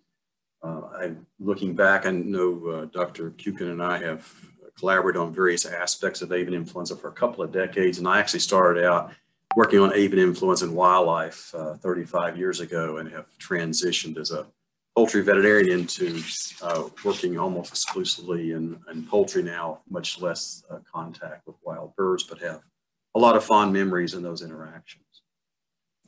I'm going to cover some topics fairly quickly and want to acknowledge the contributions. I got some slides from colleagues that work in the field continually with poultry. Dr. Luis DeForzavala, who's the director of the Georgia Poultry Diagnostic Lab here in the state of Georgia in the United States, and then Fidelis Higney, who is a senior veterinarian for veterinary services in the Animal Plant Health Inspection Service. I work for the Agriculture Research Service, so my job is research to solve problems, and both of my contributors work in regulation and control and diagnostics. So just a reminder that we're kind of working in a triangle. The center part, I think, is the purpose of this meeting is for us all to get together and discuss commonalities. The first two presenters, of course, have been talking about wild bird issues and environmental issues. I'm going to talk mainly about the domestic agricultural side, and hopefully we can merge together with concepts. So to start off, just emphasize that in the global ecology of avian influenza viruses, the primordial reservoir for a variety of aquatic wild birds. Most of the work has been looking into waterfowl, mallard ducks, and other dabbling ducks are the principal reservoir of the avian influenza viruses. And really what I want to kind of emphasize today is the intervention and how to do intervention to prevent or restrict access between wild birds and domesticated poultry, so we can prevent this introduction of the viruses from the wild birds into poultry. And I'm going to expand a little bit more on this, but that has happened, and it is occurring globally at both the village poultry or backyard poultry level, as well as the commercial poultry level, in a variety of wild bird species that my colleagues have already mentioned. A few of the low-path viruses, specifically some of the H5s and H7s, have mutated to highly pathogenic viruses, and that's what we're really talking about today. When you look across the industry and the outbreaks that have occurred, generally once you have the movement of a virus from the wild reservoir to domestic poultry, it adapts to them and circulates within that system, and the wild birds and the agricultural poultry are separated. They don't really exchange back and forth those viruses. Now, the exception is, as what we're talking about today, is this goose guangdong lineage of virus, which does have a continuing wild bird wildlife cycle as well as a domestic agricultural cycle with that. So it has tied together both agriculture and wild birds and environment into one group to solve this problem. So I'm going to talk about global high pathogen control strategies in poultry. And currently our primary strategy, and this is agreed by the World Organization for Animal Health, as well as individual countries and national veterinary authorities, is a program of elimination. And that is, we term it commonly stamping out. And this involves a couple of broad concepts. One is enhanced biosecurity to prevent the high-path AI virus from being introduced onto naive or unaffected farms. And then if a farm is affected, to prevent that virus from leaving those farms. And this really looks closely at movement control as an essential component of that. So on the right-hand side is a diagram that shows you, I think, the bulk, the synopsis of what biosecurity is. So our goal is to raise poultry and agricultural systems in a defined environment and have around the periphery the biosecurity to prevent introduction of pathogens within that flock. And that could be pathogens originating from other poultry flocks, or it could be from other sources such as wild birds. And there's all kinds of ways that that could happen and depend upon the particular pathogen, but influenza could be through movement of contaminated equipment on farms. It could be moving of infected birds on farms. It could be by mechanical transmission of fomites through flies and rodents. Movement of people is a big issue, contamination on shoes and clothing, and there is some risk from water as well as air. But on the back side of this is that we have to have a continual program of diagnostics and surveillance to identify where the virus is. That's very well developed and very well implemented throughout agricultural systems throughout the world. That is our business, is to raise safe poultry species that are disease-free. And so we have in place the finances, the organization, and the structures of that. It's much less well developed on the wildlife side, and a lot of that is related to funding, and that we don't really contain the wild birds. They do have the migratory pathways and have a large outdoor area that they call their environment. For us in poultry, is if we find a highly pathogenic infected flock, the process is a culling process or a stamping out, in using a high-path AI in action program with both safe disposal of the carcasses and cleaning that environment and disinfecting that environment before it is put back into service in agriculture. And the fourth and probably the most important component is an educational process where all the individuals involved in this production process understand their responsibility, understand what the virus is, and how they can prevent it from being moved onto a farm or off of a farm, and have a high compliance rate. So this is just a table, a two-column table showing you outbreaks by year. And these are outbreaks of highly pathogenic avian influenza. The vast majority of these outbreaks involved very small outbreaks, individual farms where quarantine and culling eradication was successful very quickly at elimination of that. But some are quite big. And I have as number 18 is the current one we have, which is the goose Guangdong lineage that Dr. Kukin has mentioned. So I have on the right-hand side that historical action plan. And one thing that has changed in the last 25 years is in agriculture in some countries have moved to doing a vaccination program to decrease host susceptibility to high-path AI. In each of those situations, which is 6 of the 44 epizootics, it is really viewed as a temporary solution, not a permanent solution. And there's various reasons for its utilization, and that is a decision made by individual countries based on their national. This particular outbreak of the virus is the largest and the longest outbreak since the 1920s and 30s, when highly pathogenic avian influenza was called foul plague and was present across much of Europe, Asia, Africa, and even in North America. To date, this goose Guangdong outbreak has resulted in death of either death or culling of over 500 million poultry. That spans 26 years since it was first reported in domestic geese in 1996 in China. Since then, there have been 84 countries who have reported infections in poultry, wild birds, or humans. But on a yearly basis, that varies. And Dr. Kukin has showed an excellent graph of the European Union. And we globally really have about 6 countries where this virus is endemic, either in poultry or wild birds. And then we have reoccurring outbreaks in between 10 to 12 countries, although right now we're peaking at somewhere around 40 countries. These outbreaks have been mainly focused on the Northern Hemisphere, especially across Asia, Europe, and Africa, but we did have had 2 incursions in North America. There are some cases in the Southern Hemisphere, of course, in the southern parts of Africa, and then on the south side of the equator in Asia and Indonesia.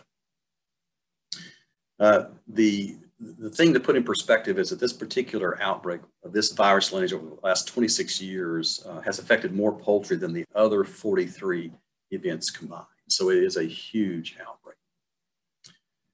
Now, I want to emphasize right now the issue of we really need to work together as a scientific community to obtain avian influenza viruses from outbreaks, because that helps us in tracking the outbreak and working on solutions. So we need to collect those viruses and share them.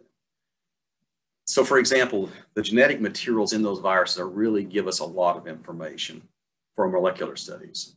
For example, where did the virus, where did the virus come from? When did this virus enter the area that the particular virus is from? It can help us identify geographic areas, how the virus is spreading, what species of birds are involved in this. It also can tell us about reassortment of the 8 gene segments, as Tice has already mentioned, by the hybridization process. And it helps us identify gaps in how to prevent further spread by establishing linkages. So we can use molecular information, in particular tests of this molecular information, to help us link, let's say, for example, farm facilities together, and those farm facilities can work through their veterinarian to identify where the linkage risks are within those farms to correct any biosecurity lapses. Also, this genetic material helps us in developing diagnostic tests. The primary test for avian influenza diagnosis around the world is the real-time reverse transcriptase polymerase chain reaction. And every time there is a major outbreak, we always revisit those tests. They are somewhat shared globally, but they are tweaked for specific outbreaks and specific viruses. And finally, we need the live viruses to help us in doing studies. For example, we do need to do continued pathogenesis studies and transmission studies, and both Dr. Schreiner and Dr. Kukin have demonstrated their value and utility in some wild bird studies. Because it answers the question, how do these viruses affect different bird species, including what is their virulence? And of course, on the agricultural side, our virulence, or the ability of this virus to cause disease and death, is defined by its impact on chickens. We also use these live viruses in vaccine studies to test the existing vaccines, and some countries do use vaccines to control highly pathogenic avian influenza. And also these viruses help us in these vaccine studies develop more efficacious vaccines that can be licensed and used.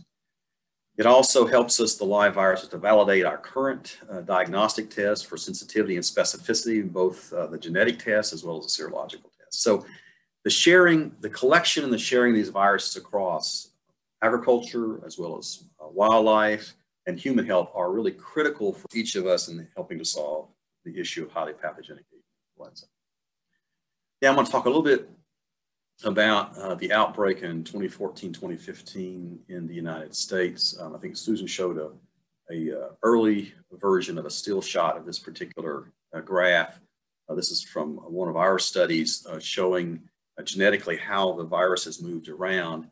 It begins in the winter of 2014 in the center of the graph. And you can see what's called the wintering sites. This was in eastern China, South Korea, North Korea, and into Japan. And that's where the viruses were located in multiple waterfowl species. Then the viruses moved with the spring migration northward from the warm climates of the winter to the warm climates in the summer in the northern areas that would provide the breeding sites across much of Siberia. And the viruses then were maintained in this particular area. Then with fall migration, as the birds dispersed from those breeding grounds in Siberia, they went multiple directions, including towards Europe and then on down through the Middle East into Africa. They also migrated back into the winter grounds there in Central Asia. And then for the first time in many decades, they also moved across the Beringer Strait down the western coast of Alaska, Canada, and the United States, causing multiple infections. As this process progressed, it began with the movement of the East Asian H5N8 with its 8 gene segments that you have here in a clear signing. And that entered into North America. Then once it entered, it went through the process, as Dr. Kukin has mentioned, this reassortment process where different gene segments from other avian influenza viruses, our low pathogenic avian influenza viruses, reassorted and generated new combinations or hybrid viruses, H5N8s, H5N2s, and H5N1s. Then just to show you the outbreak itself, and the outbreak crossed between both wild bird species as well as agricultural systems. I have on the far right side some pictures of different types of wild waterfowl that were involved in this: American green-winged teal, American widgeons, northern pintails, gadwalls, etc. And there were a lot more bird species than I have just listed there. I also have shown at the bottom a similar diagram to what Dr. Schreiner showed, which is the 4 major flyways of the continental United States. In the middle is an epidemic curve that shows the number of outbreaks over a 1-week time period for each of the graph bars. Initially, it was reported in Canada, and that was in very early December, followed by quickly cases in the 1st of December in Washington State. Those initial cases you can see from that epidemic curve were predominantly in wild bird species, mostly wild bird species. Some were evident in raptors, and a few were present in village or backyard poultry. The commercial cases came at the end of that initial epidemic curve, and they were in late January and early February in California. It was fairly quiet there for a short period of time, with cases then appearing in the middle part of the country in either the central or the Mississippi flyway, in both wild birds as well as in some domestic poultry cases and in some backyards. And then very quickly at the end of March, the outbreak began predominantly to become an outbreak in poultry, with much fewer cases in wild birds. Some of this may be a little bit skewed because sampling is much, much higher in the winter, in the fall months than it is in the spring months, because a lot of the samples do come from hunter check stations for waterfowl, and that's been a main source of collection of viruses for use by both USDA as well as other organizations. So we did receive collected viruses of multiple of these 4 scientific studies, and I just put a couple of arrows there showing you timeline-wise where those viruses came from at different time points. So one of the values of having those viruses that helps us understand the process is doing analyses to look at the genetic information. This is from a different outbreak. This is from 2020, an outbreak in turkeys in North and South Carolina of a low pathogenic H7 virus initially, that then mutated, became a highly pathogenic virus. So by doing these molecular analysis, it was determined that there was a single introduction from a North American wild bird reservoir of a low path AI into a turkey flock in North Carolina. And from there, that virus spread to other turkey flocks with only the 1 introduction from the wild bird reservoir. The second thing that was shown, and this is evident in the graph on the very far right side, there's 2 circles that are have a very thick black edge on them that are kind of a teal blue.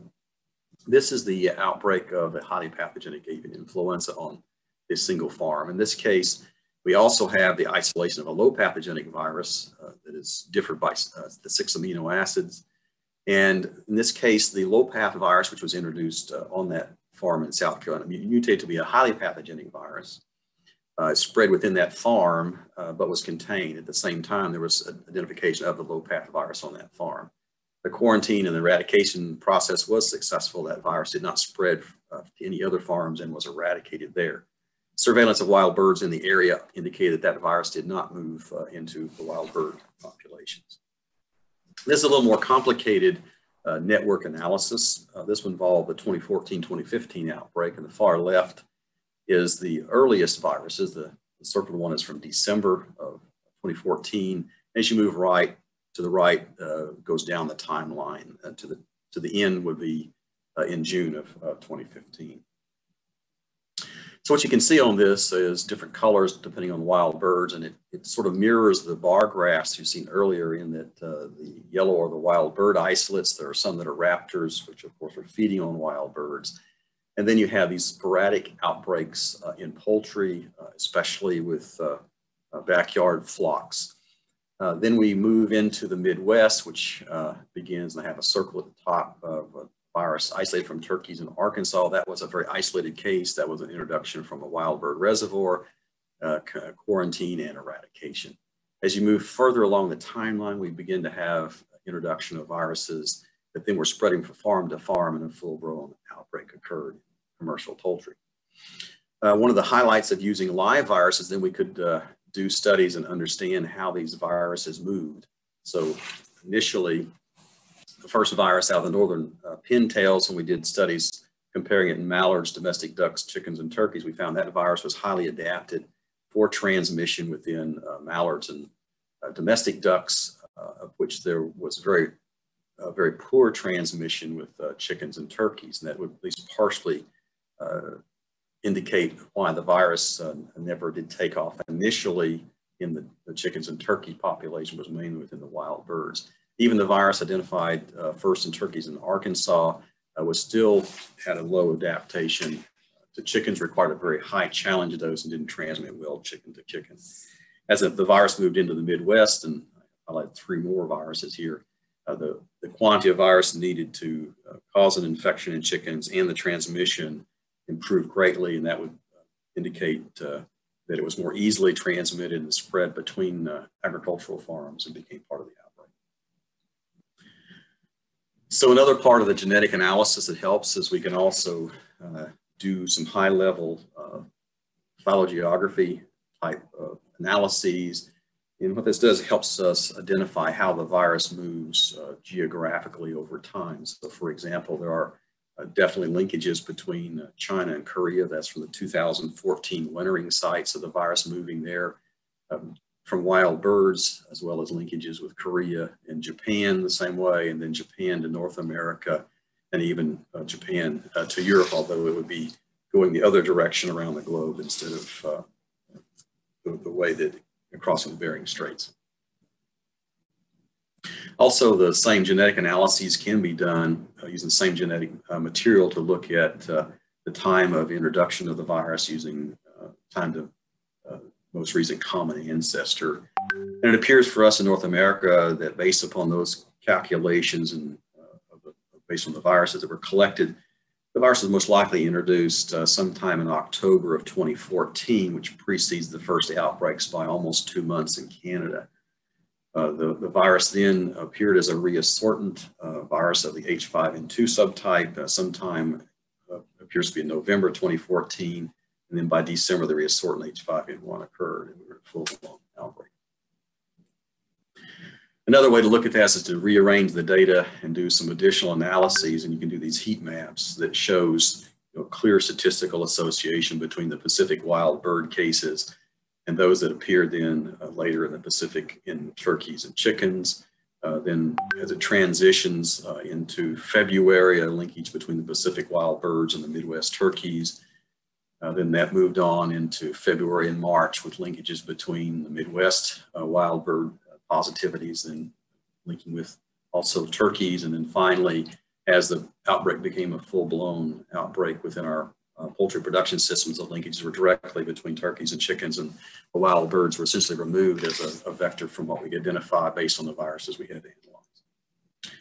The last kind of thing that's a neat thing about the genetic analyses is after the outbreak was terminated and all the viruses eradicated from poultry in the US and Canada and continued surveillance goes on, no more positive samples were obtained after the 17th of June, 2015. There was continued wild bird surveillance through Wildlife Services, the agency that Dr. Schreiner works for, as well as through USGS. And through those samples, there were just sporadic identification of positive cases up to and including a sample in Alaska in August 2016 and a sample in December 2016.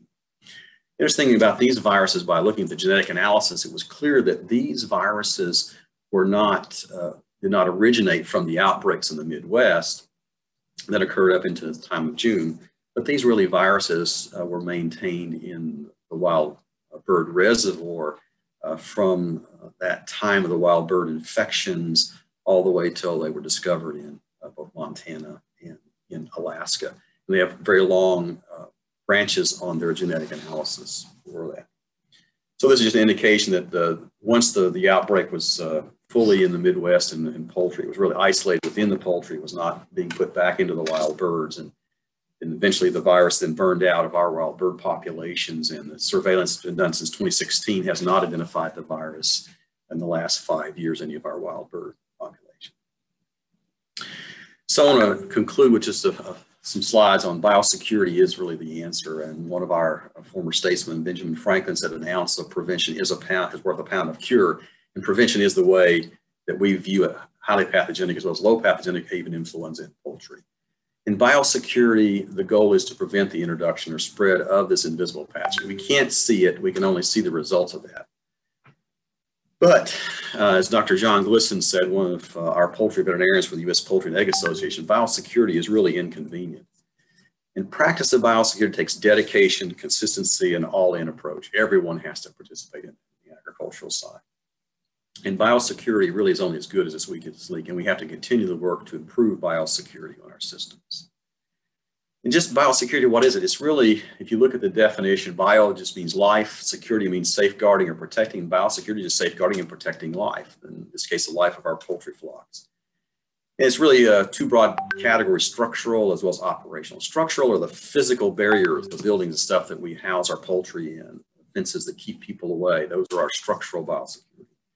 And operational is the processes we use in the whole production system also to keep those pathogens out.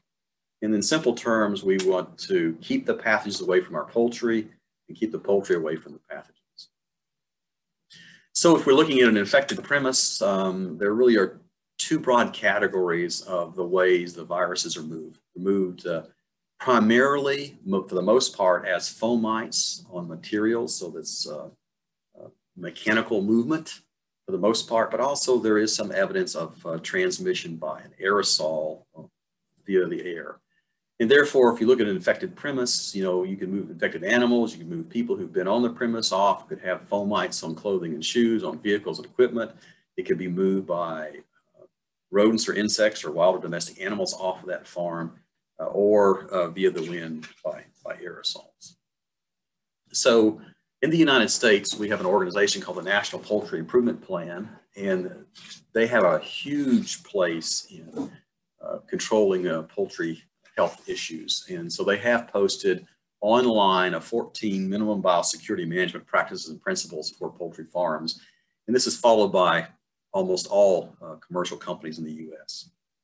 And I'm not going to read through all these, but it lists all the 14 critical components that are required for a good biosecurity program.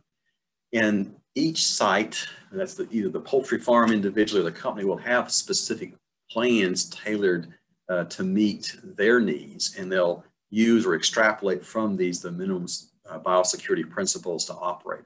And this cross cuts not just with influenza, but all poultry health issues, bacterial, viral, protozoal, and fungal. I'm going to highlight a couple of things from our previous outbreaks. There have been vulnerabilities that have been revealed. And so some things that really been emphasized is restrictions on visitors coming in. That includes people and equipment. It's great to show off your farm and how great it is, but really restricting visitors helps keep movement of fomite particles that contain various pathogens. In the lower left, having a line of separation to keep the poultry away from the outside where there may be potential pathogens, as well as a perimeter buffer area to keep people and equipment away from the barns and the farms, and having severe restrictions on shared equipment. And if you do share equipment, to have proper cleaning and decontamination procedures in place. And the line of separation, if we raise birds in houses, is the walls of the building, but also there has to be a restricted entry area where disinfection is taking place before people come on and into that and mix with the birds. And the farm itself is the second barrier, and it has to be such that it's a restricted area, not a place for common to have visitors, and they must follow specific biocontainment procedures, including disinfection of their vehicles, as well as wearing protective clothing and then sanitizing their hands as the very bare minimum. So in the US, we do have a high path response plan, and I'm going to communicate this because this is really the regulatory purview of the Animal Plant Health Inspection Service. And that control and eradication strategy is through a stamping out program for high path AI. And that is a depopulation of clinically affected as well as in contact susceptible poultry. And it's done through an epidemiologic investigation of individual farms to prioritize how quickly those birds are depopulated. Policy is for 24 hours after identification of the infection. That's confirmation of the infection. But if the outbreak is large and overwhelmed, they may prioritize which flocks are depopulated first. And they do the quickest, safest, the most humane way possible. In USDA APHIS, and at the top of your screen is the link for this. This is a poster that just shows the summary of the high-path avian influenza response from USDA, which is detect, quarantine, appraise the animals and their value, depopulate, compensate, manage the disposal, eliminate the virus through cleaning and disinfection, testing, as well as restocking and maintain biosecurity. One last thing I'll mention, which is a very common question, is how do you manage that disposal? And of course, that disposal must follow local, state, and national environmental policies and laws for disposal of infected carcasses, as well as environmental materials such as litter that are feed that be contaminated by the virus. And that may vary depending on the local laws. For example, on-farm burial may be allowed in certain jurisdictions with certain soil types. In-house composting is the most common way of disposal of avian influenza infected carcasses. And this uses, of course, an additional carbon source besides just the birds, and they're rotated. And both the heat from the composting process kills the virus, as well as the fermentation process of the composting also destroys the virus because they are lipid enveloped.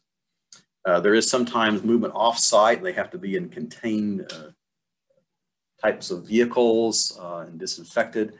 There may be composting done outside. This is just showing the setup of a composting situation where you have carcasses and litter, then carcasses and litter, and it'll be covered to keep out birds and vermin as it does that composting process. Rendering is also possible. That's using pressure and heat and grinding to destroy the virus in carcasses, and then that byproduct, which is a meal, then can be either landfilled or used in other ways. It can be used as an animal feed. Landfilling is another very common method where the carcasses then are buried in a landfill, which is licensed and controlled by the government. There can be incineration. Generally, this is used only on smaller outbreaks, for example, air curtain incinerators or even the crematory type incinerators, although their use is pretty small when you compare it to most outbreaks. And then you can combine disposal methods like composting to start with, and then incineration of the material. Composting, you can landfill the material, composting by burial, and of course, composted material does not have live virus and could be even land applied. Incineration followed by burial. So there's all kinds of ways it can be done, and it's done by a local assessment. So my recommendations are quite short: to continue and reassess biosecurity of poultry flocks to reduce transmission spread within and between environmental sources and agriculture. Enhance avian influenza surveillance in environmental and agricultural sectors. Continue virus collection and sharing of whole virus and genetic information within the global scientific community across public health, agriculture, and environmental health. It's the whole One Health concept, and then continue open dialogue between One Health partners to solve the high-path avian influenza problem. Thank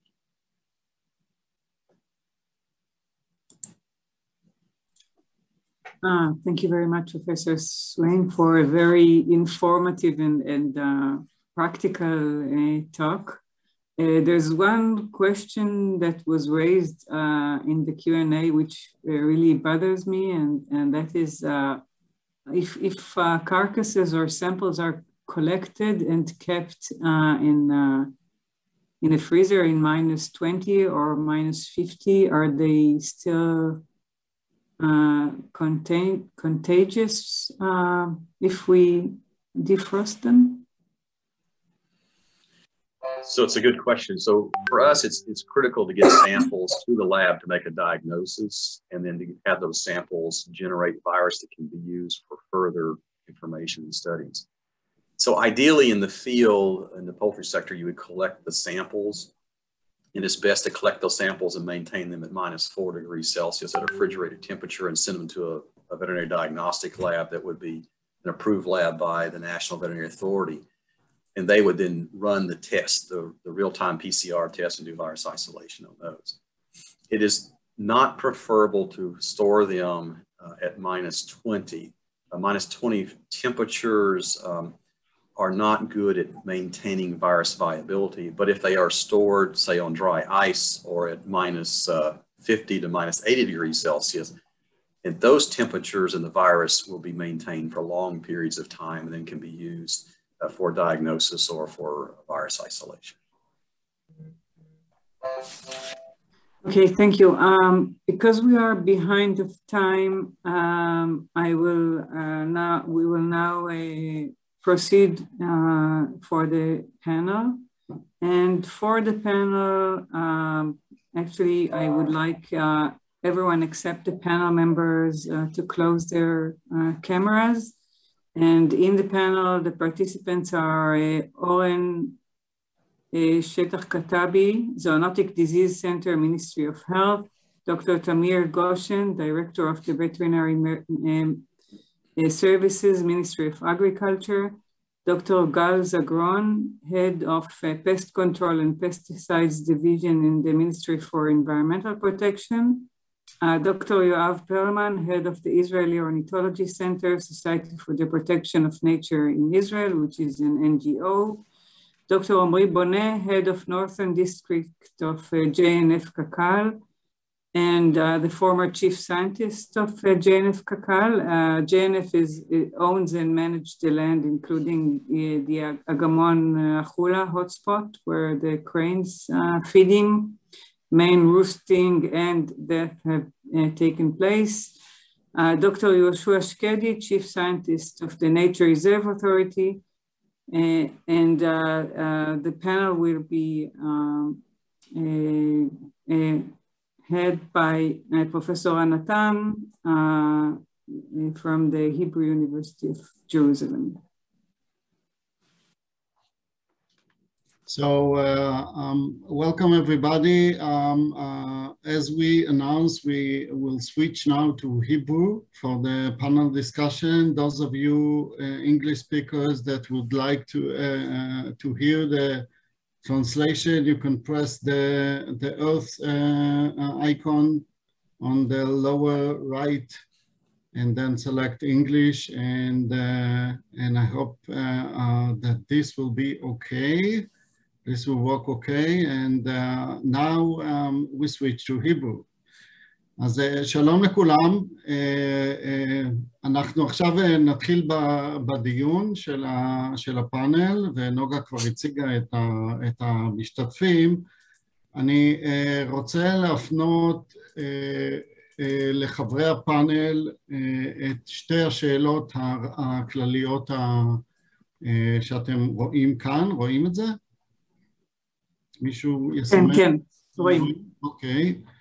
אז השאלה הראשונה זה מה למדנו? המגפה הזאת כבר איתנו כחודש או קצת פחות, ולחלק מאיתנו יותר אפילו. אז כל אחד מחברי הפאנל, מזווית הראייה שלך, מה הלקחים העיקריים שהוסקו מתחילת ההתפרצות ועד כה? ואם אנחנו מדברים על פוטנציאל להתחדשות של המגפה הזאת, אז מנקודת הראייה שלך מה נדרש, מה הן הפעולות החשובות ביותר שצריך לעשות כדי להקטין את הסכנות לבני אדם ועופות, מסיבות שונות, כולל גל נדידת העופות באביב. ואנחנו נתחיל מהפרספקטיבה של האמונים על בריאות הציבור, דוקטור אורן שטח כתבי ממשרד הבריאות. בבקשה, אני מבקש את התייחסותך לשאלות הללו. אז ערב טוב, קודם כל תודה רבה על ההזמנה להשתתף בפאנל הזה, ובכלל תודה רבה למרצים הקודמים, הרצאות מאוד מעניינות. בהתייחס לשאלה של מה למדנו, אני חושב שנהלים והנחיות סדורים זה הדבר הראשון שצריך לבוא ולהתמקד בהם. חייבים שיהיה לנו נהלים והנחיות שנעבוד על פיהם. הדבר הנוסף זה ההיערכות והתרגול המקדים, זה דבר מאוד מאוד חשוב לבצע אותו כדי לראות שזה פעיל בשטח, אבל משרד הבריאות כמשרד הבריאות, אני חושב שאנחנו ראינו את החשיבות של הסינרגיה בין המשרדים השונים, ממשרד החקלאות על הידע שהם העבירו עבורנו, ועם האנשי הרט"ג, הרשות הטבע והגנים, קק"ל, שהשתתפו בפינוי בעלי החיים מהשטח. כלל המידע שהועבר אלינו אפשר לנו לבוא ולתת רפואה טובה לאותם אנשים שבאו במגע עם אותם עופות, וזה דבר מאוד מאוד חשוב. אז זה הדברים שלמדנו. מה בנושא של נדרש? תיאום בין משרדי בעיקרון של One Health, חשיבות מאוד מאוד גדולה שנתחיל להתמקד בנושא הזה. אנחנו באגף לאפידמיולוגיה כרגע בעצם הקמנו את הפורום הבריאות אחת, שהשתתפו בו בעצם אותם הגופים. הדבר השני זה הערכות, חשוב מאוד שתהיה מצבת כוח אדם מוכנה, ציוד, אתרי הטמנה, כל הדברים האלה חשובים מאוד, ונהלים והנחיות סדורים, כמו שאמרנו, חשובים מאוד שיהיה לנו בשטח. תודה רבה. אני עכשיו רוצה להפנות את השאלה לדוקטור תמיר גושן, ראש השירותים הווטרינריים, בבקשה. השאלות. ערב טוב. יש כאן כמה דברים שההתפרצות הנוכחית צריכה להדליק נורות אדומים לכולנו. א', משרד החקלאות נמצא עם התמודדות עם שפעת עופות מדי שנה בשנים האחרונות. מכיוון שעד כה זה היה H5N8, לפחות לשנים מ-2016, ומכיוון שהיקפי ההתפרצויות בחיות בר לא היו גדולות, אז זה נשארה בעיה כאילו רק של משרד החקלאות. אבל לא כך הוא. ולנו במשרד החקלאות יש נהלים מסודרים עם אתרי הטמנה מאותרים מראש, עם דרכי קבורה קבועים, אבל הידע הזה לא היה נחלת הכל. אנחנו יודעים שהשפעת לפחות מגיעה, גם אם יש ויכוח לגבי האם עופות בר עם הרזרבואר הטבעי שלהם, הרי שהם המפיצים העיקריים, ובעונות הנדידה אנחנו עדים להתפרצויות חוזרות ונשנות במשקים. הלקחים העיקריים הם פעם אחת הנושא של הבטיחות הביולוגית, שכישראלים לבושתנו הרבה, מצבנו לא טוב פעם אחת בנושא המבני, בעיקר בשלוחת ההטלה, אבל יותר מכך גם בקטע התפיסתי, שכפי שהציג דוקטור סוויין מה-USDA, הבטיחות הביולוגית היא קודם כל עניין של תפיסה ודרך חיים, ואנחנו לא שם, בהחלט אנחנו לא שם. דבר נוסף, הנושא של סיכונים למחלות בעלי חיים על ידי בעלי חיים, צריכה להיות תוכנית מגירה לכל מי שעוסק בבעלי חיים, גם אם הוא אמון על חיות בר, וגם אם הוא מחזיק בשטח שבו יש חיות בר, על איך הוא מתמודד איתם, כי היום זה שפעת עופות, ומחר זה עלול להיות מחלה אחרת. היינו בסיפור הזה בכלבת עם התפרצות של תנים, וכאן אני מגיע לדבר האחרון, שצריכה להיות כאן חשיבה של כל הגופים, לגבי הנושא של ניהול אוכלוסיות. גם ניהול אוכלוסיות של חיות בר, וגם הנושא של, אולי צריך להעלות את זה ברמה הלאומית, של איך פרוסים הלולים במדינת ישראל, הצפיפות הבלתי נסבלת של לולי הטלה בצפון הארץ, וגם פרקטיקות שצריך לחשוב עליהן מחדש, כמו החלת הגורים. הדבר האחרון זה הנושא של הטיפול בפגרים. אחד הלקחים החשובים מההתפרצות הזאת, בעיקר מהנושא של אגמון החולה, אבל גם קצת ממה שקרה ממרגליות, זה שחייבת להיות חלופה ריאלית אמיתית לטיפול במקום בפגרים בצורה שתנטרל את הנגיף ותאפשר העברת התוצרים או להטמנה בטוחה או גילוי והפקת חומרי לוואי מתוכם. תודה. תודה רבה תביר, אני חושב שהגדרת בצורה מאוד מדויקת את המוכנות שלנו וכמה באמת היינו מודעים לעניין הרב-תחומי הזה. אני מפנה עכשיו את השאלה לדוקטור גל זגרון, ראש הדף מזיקים והדברה במשרד לאיכות הסביבה. את שתי השאלות בבקשה. תודה רן ותודה לנוגה על ארגון הוובינר החשוב הזה ולכל המשתתפים, ואני רוצה להצטרף לקולגות שלי שדיברו לפני ולחזק את מה שהם אמרו. אני לוקחת מפה 3 לקחים. קודם כל חלפו לפחות שבועיים בין זה שצפרים זיהו תחלואה בעופות בר לבין ההתגייסות וההתארגנות של הגופים הממשלתיים הרלוונטיים, ובשבועיים האלה הם הדביקו עוד ועוד עופות בריאים, ויש לנו עכשיו מקרים בכל רחבי הארץ, אפילו דרומה כמו רעים, ואנחנו נמצאים באמת בהתפרצות חסרת תקדים. אז אני חושבת שאנחנו חייבים מערכת ניטור ודיווח, וראינו דוגמאות יפות מהעולם עכשיו בהרצאות הקודמות, וזה צריך להיות גם בשיתוף הציבור, וזה לא מספיק, כי צריך גם מישהו מהצד השני שיקשיב ויפעיל את מה שנדרש, וזה מוביל אותי למסקנה הבאה, שבימים הראשונים לא היה כל כך מי שהוביל וינהל את ההתפרצות בעופות הבר, כי יש, כמו שתמיר אמר, יש מקרים שזה ברור שזה שירותים וטרינריים כמו הלולים, אבל עופות בר זה באמת ככה נפל בין הכיסאות, ואני חושבת שזה באמת לא בידיים של גוף אחד, זאת אומרת, וזו המסקנה האחרונה שגם נאמרה פה, שאנחנו כולנו פה גם בפאנל ומעבר לזה, כל מי שהוא מהגופים שעוסקים בבריאות ציבור ובבריאות בעלי חיים ובבריאות הסביבה, חייבים לשלב כוחות ולהיות חלק בכל אירוע של מחלה מגיחה ומתפרצת. תמיר הזכיר כלבת ויש גם עכברת, ואנחנו ראינו היטב בהתפרצות הזאת גם את הסיפור של הצפיפות, זה גם כן הוזכר פה. אנחנו משיתים צפיפות על בעלי חיים, לא רק על עצמנו, אנחנו משיתים את זה על התרנגולות, על המטילות, בלולים, במשק החי, אנחנו משיתים את זה על העגורים כשאנחנו עושים להם את ההאכלה הזאת, ואנחנו יודעים טוב מאוד שככה מחלות חדשות מתחדשות ומגיחות ומעבירות אלינו מחלות, ולכן אף אחד מאיתנו לא יכול לשבת בשקט אוקיי, אז ימותו כמה עופות בר.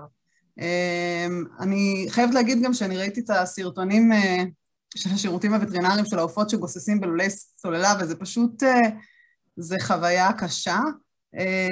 מתים גל, מתים. כמעט לא רואים גוססים. כן, גוססים ומתים בסוף. והצפיפות בתוך כלוב כזה קטן, 3 מטילות, אחת על השנייה, זה מחריד וזה רלוונטי, שוב, לא רק לחקלאות ולא רק לרפורמה בלולי סוללה, זה רלוונטי לבריאות שלנו ולבריאות של הסביבה שלנו.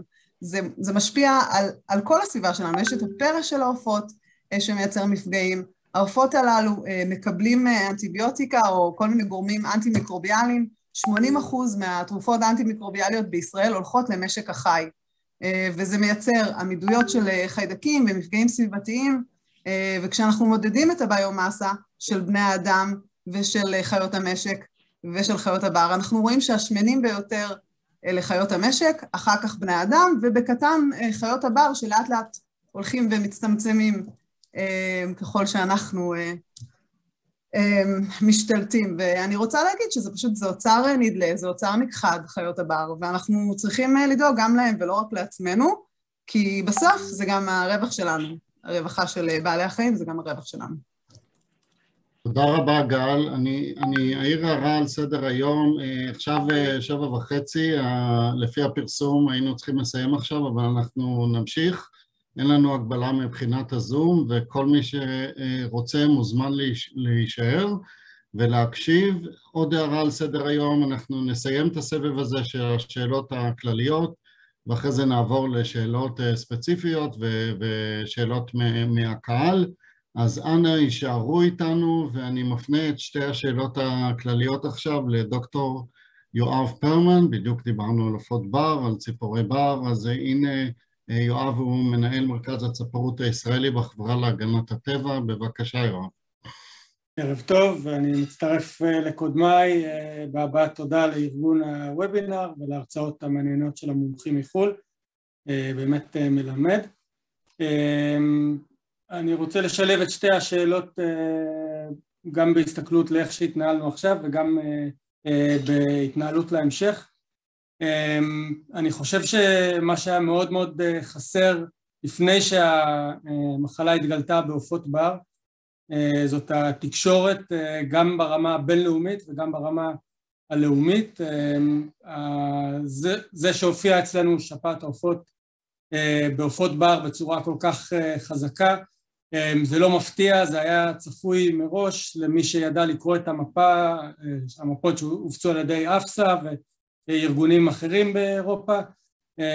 זה היה, איך אומרים, הכתובת הייתה על הקיר, ואנחנו מכירים כבר את דגמי הנדידה, ואנחנו יודעים שכשזה קורה בסתיו באירופה, זה מגיע אלינו גם בחורף.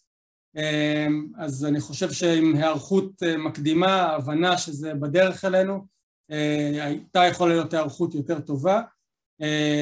ושוב, כמו שדיברו גם אלה שלפניי, היה נראה שבחודשים הראשונים או בשבועות הראשונים היה איזשהו נתק בין עולם החקלאות, הלולים, לבין מה שקורה בעופות הבר. המקרים הראשונים התגלו בלולים בחודשיים לפני עופות הבר, ושוב, היה זמן להיערך, היה זמן לנסות לצפות את זה, ואני חושב שזה דבר חשוב שצריך לעשות. עוד דבר שאני מאוד מאוד מתחבר למה שאמרו הדוברים הבינלאומיים, זה הנושא של הניטור. אנחנו כיום עוסקים בניטור ויזואלי בלבד, אנחנו שותפים ביחד עם רשות הטבע והגנים, ולנסות ולאתר את ההתפשטות של המחלה ברחבי הארץ, בעופות שונים וגם בעגורים, אבל זה לא מספיק, לא רואים ככה הרבה. אני חושב שצריך ניטור יותר אקטיבי, זה משהו שאנחנו צריכים לפתח, אולי קצת לחכות שהבעלה הנוכחית תעבור, אבל אנחנו צריכים בהקדם להיכנס לניטור אקטיבי, לקחת דגימות מהקבוצות הרלוונטיות של עופות בר בריאים למראה ולנסות לאתר את הנגיף. זה משהו שבהחלט אפשר וצריך לעשות. עד כאן. תודה רבה יואב. תודה. אנחנו עוברים לדוקטור עמרי בונה, שהוא ראש מחוז צפון בקרן קיימת לישראל, וכבר הרבה מאוד שנים מעורב בפעילות בסביב העגורים בחולה. בבקשה עמרי. תודה רן. אני רוצה גם להודות לנוגה שארגנה את הוובינר, ולאורחים שלנו מחול שהביאו את הניסיון שלהם בהרצאות המאלפות.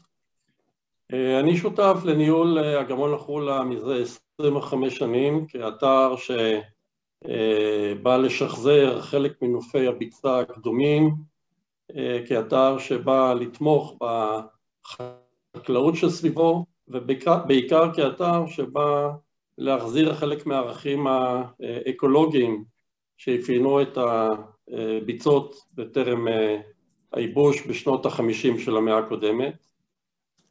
ואפשר להגיד שהאירוע של התמותה המסיבית של עגורים באגמון החולה בחורף האחרון הוא בהחלט מזעזע את כל ההנחות שלנו, שאנחנו התקרבנו לאיזשהו דו-קיום בין המערכות החקלאיות, המערכות של הטבע והמערכות של התיירות, ובהחלט יהיה צורך לחזור ולבחון איך האירוע הזה משפיע על חלק מהנחות היסוד שלפיהם האתר התנהל בכל השנים. האתר של אגמון החולה הוא אתר תיירות, בדומה לפלאט ריבר בנברסקה, מגיעים אליו כ-400,000 מבקרים בשנה, ויש לו תרומה חשובה לכלכלת התיירות בגליל. אז אנחנו כמובן תוהים לגבי הממשק המשולב של אקולוגיה, חקלאות ותיירות בשנים הבאות, ותוהים מתי האתר יוכל כבר להיפתח לביקור של קהל. אנחנו תוהים איך הנדידה האביבית מאפריקה דרכנו בחזרה לאתרי הכינון באירופה תושפע מהשפעת שפשטה פה בעמק החולה ובארץ כולה בחורף האחרון. אנחנו תוהים האם יש צעדים שאנחנו יכולים לעשות בשלב הזה כדי למתן את ההשפעות של המגפה שהתפשטה פה על הציפורים שינדדו פה באביב הקרוב. אז אם שאלתם מה למדנו ומה נדרש, אז כמו שאתם מבינים, מבחינתנו לפחות, יש כרגע יותר שאלות מתובנות, ומהבחינה הזאת, הוובינר הוא דרך מצוינת להחליף דעות, רעיונות, ואני בטוח שעם חלק מהדוברים יימשך הקשר גם בהמשך, כדי ללמוד לעומק את התובנות שלהם ממקרים דומים שהיו בארצות אחרות. תודה רבה עומרי, אנחנו נשאל אותך דברים יותר ספציפיים בהמשך, ואנחנו עוברים לדוקטור יהושע שקדי, שהוא המדען הראשי של רשות הטבע והגנים. בבקשה, שקדי. שלום לכולם, אני קודם כל מצטרף לתודות למארגנים ולמרצים מחו"ל, כמובן שזה היה יום מעולה. אנחנו צריכים להבין שאנחנו לא יכולים למנוע את הגעת המחלה. כמו שירן הראה במצגת בפתיחה שלו, המחלה הגיעה פה ושם למקומות שונים בישראל. השאלה היא איך היה אפשר למנוע מלהגיע לחולה, ונדבר יותר מאוחר על ההחלה, אבל זה ברור לנו וזה רואים בנתונים, שמהרגע שהגורים הגיעו לחולה, אז התפרצה שם המחלה. לפני זה לא הייתה מחלה שם, לפני התחלת ההחלה. זה מהנתונים שיש בידינו. צריך לזכור גם שמהרגע שהמגפה פרצה, אנחנו יכולים להכות על החזה ולהגיד, היינו יכולים לעשות הרבה יותר. אני חושב שמהרגע שהמגפה פרצה, היכולות שלנו להאט אותה היו מצומצמות למדי. לקח מדהים שאפשר ללמוד, ושמענו הרצאה שלמה על זה, זה הנושא של בריאות אחת, One Health. אנחנו ביחד עם משרד הבריאות וביחד עם השירותים הווטרינריים וביחד עם המשרד הגנת הסביבה העלינו את הנושא הזה בעבר. יש תוכנית, היא לא ממומנת כמו שצריך, ואם היינו מבצעים את תוכנית הניטור כמו שהיה צריך לעשות וכמו שמתוכנן וכמו שלא ממומן עדיין, אני חושב שזה היה מוסיף הרבה ליכולת שלנו לצמצם את התופעה, כי באמת היינו מגלים את הכל ברגעים הראשונים. עוד לכך זה שאנחנו נוטים לשכנע את עצמנו שהגענו לדו-קיום, שאנחנו והגורים והחקלאים והתיירות והכל חי בשלום, אבל בא הרגע שהטבע אומר עד כאן ונותן לנו סטירת לחי. זה קורה כל פעם מחדש, זה באמת קורה כל פעם מחדש, זה קורה עם שריפות, וזה קורה עם מגפות, וזה קורה עם חוסר התנהלות נכונה, עם רגולציה על מפעלי תעשייה, ועוד ועוד ועוד. אנחנו רואים את הצרה מול העיניים שלנו, ומגיבים רק אחרי שיש לנו מקרה שכזה. צריך לפעול בתחום רחב, בכל הנושא הזה לקראת, לא נדבר כרגע על הסתיו הקרוב, אולי כן, אבל לקראת השנה הבאה, צריך באמת לחשוב רחב, לחשוב גדול, לעשות שולחן עגול, לדבר על הכל, מהגורים ועד הגידולים החקלאיים ועד התיירות, ולהגיד באומץ מתי רגע זה לא נעשה, כי למדנו בדרך הקשה.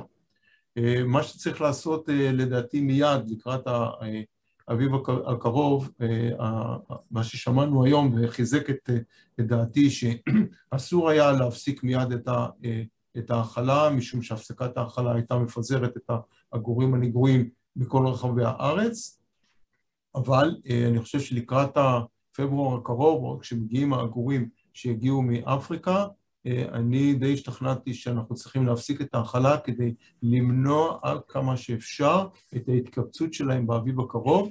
נראה שהנתונים שלהם מראים שהם נשארים פה הרבה מאוד זמן ובחפיפה עם האוכלוסייה המקומית. את זה צריך לנסות לצמצם על ידי זה שאנחנו נפסיק את ההאכלה ולחשוב על זה טוב איך בשבועות הקרובים מפסיקים את ההאכלה. הדבר האחרון הוא זה שאנחנו צריכים להתייחס לזה כמו לקורונה. מה אנחנו עושים? שמים מסכות, מתרחקים 2 מטר אחד מהשני. זה בדיוק מה שצריך לעשות. אז צריך לפנות את הגוויות ולדאוג לסניטציה מאוד מאוד בסיסית ולהשמדה הנכונה של הגוויות, של העופות הנגועים והמתים, כדי שחלילה לא נפיץ את המחלה, ולצמצם מהר ככל האפשר מפברואר, מנדידת האביב, את הצפיפות בתוך בחול. עד כאן. תודה רבה שקדי, תודה רבה לכולם על ההתייחסות המאוד מעניינת ועם הרבה קווים משותפים ביניכם, וזה אני חושב סימן טוב בתוך כל האירוע המצער הזה.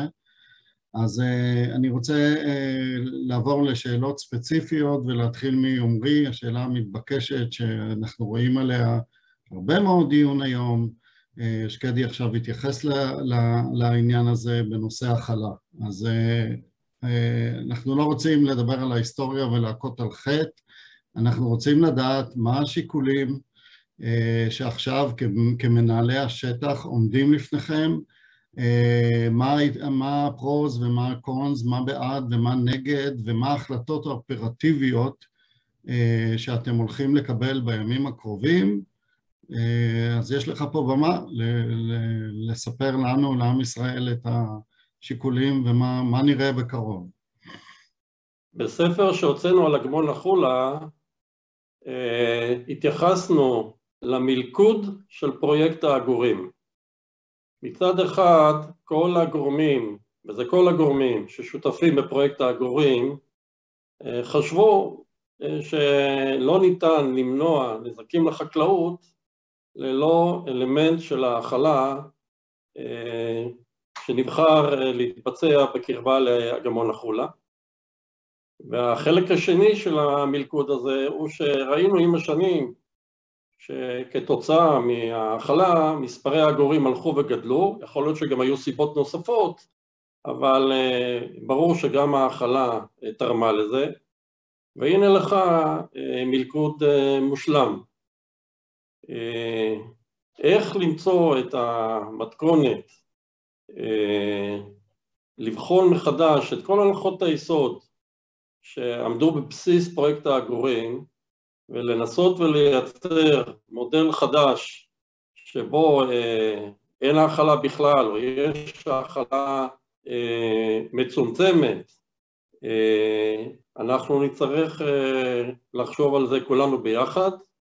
דבר אחד צריך להיות ברור לנו, שגם בשנה שלא החלנו בכלל, בגלל סיבות תקציביות בכלל, לפני כשנתיים, כשהיו פה אגב הרבה יותר עגורים מאשר השנה הזאת, היו אז 40,000 עגורים, השנה הערכה היא בסדר גודל של כ-25 עד 30,000 עגורים,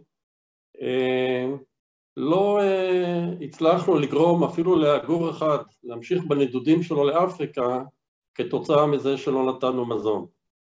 אז אני רוצה להגיד שיש לנו דילמות קשות מאוד, לא בטוח שאם נשנה את הממשקים, תמיד נקבל את מה שאנחנו רוצים, אבל דבר אחד בטוח, מה שקרה לנו בחורף הנוכחי, מחייב אותנו להפוך כל אבן בניסיון למצוא מודל יותר טוב, יותר נכון, לממשק העגורים בעמק החולה.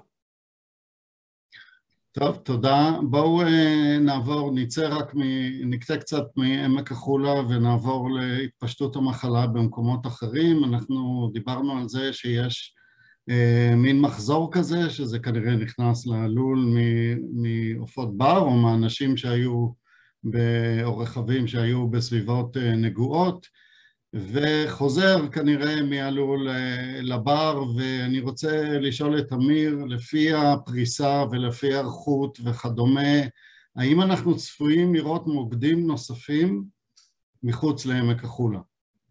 אני חושב שהאמירה שיש זליגה החוצה מהלולים היא שגויה. מהסיבה הפשוטה שגם בסטנדרטים בינלאומיים, אם מסתכלים, ואני יכול לשתף את הטבלאות, הזמני תגובה של, לצערנו הרב, אנחנו מתורגלים בזה יותר מדי, הזמני תגובה להמתה הם מהירים, ואנחנו לא משאירים את הגופות כשהן חשופות לחיות בר. הבעיה הגדולה שלנו, כפי שאמרתי, היא הנושא של הבטיחות הביולוגית ושל התפיסה. התפיסה של המגדל ושל הענף, של הסיכון. אני חושב שאף אחד לא מבין ממש כמה הוא מסכן את העופות שברשותו בזה שהוא נותן כל דכפין להיכנס תוך הלול. אחד הדברים שחסרים לנו מאוד זה הנושא של לנתח גורמי סיכון, כי בניגוד למה שנאמר כאן, האירוע של הטלה בכלובים הוא אירוע יחסית נדיר. הפעם היה לנו אירוע ממוקד במרגליות, שמוקד שנכון מנה 570 ומשהו אלף עופות, אבל עדיין זה מוקד אחד. במוקדים אחרים שבהם לולי הטלה נפגעו זה דווקא לולים ללא כלובים גל, וגם שם, בלי קשר לנושא של הכלובים, מטילות נפגעו. מה שכן אנחנו רואים, ליד הרבה מהמקומות האלה יש מאגרי מים, ומהבחינה הזאת אנחנו נמצאים בבעיה. הבעיה הגדולה שלנו מעבר לכך, זה כפי שהזכרתי קודם, היכולת שלנו לטפל במקום ולנטרל את הגופות. הזכרו פתרונות שונים כמו קומפוסיטציה באתר, קומפוסיטציה באתר תשבית את האתר לתקופה ארוכה, וכמובן שהחקלאים לא יסכימו לכך, מה גם שהותרו מבעוד מועד בתוכנית המגירה של משרד החקלאות אתרי הטמנה לכל לול יש ליד אתרי הטמנה מיועדים, שסוכמו דרך אגב עם רשות הניקוז ומשרד הבריאות, כך שהכל מראש כבר מוכן.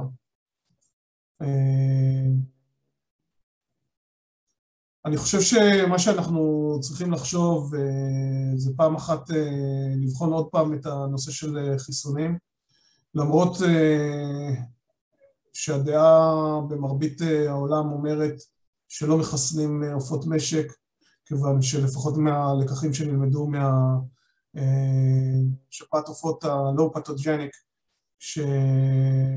שעופות מחוסנים יכולים להידבק ולהפריש את הנגיף, ולכן הם מהווים סיכון לבריאות הציבור.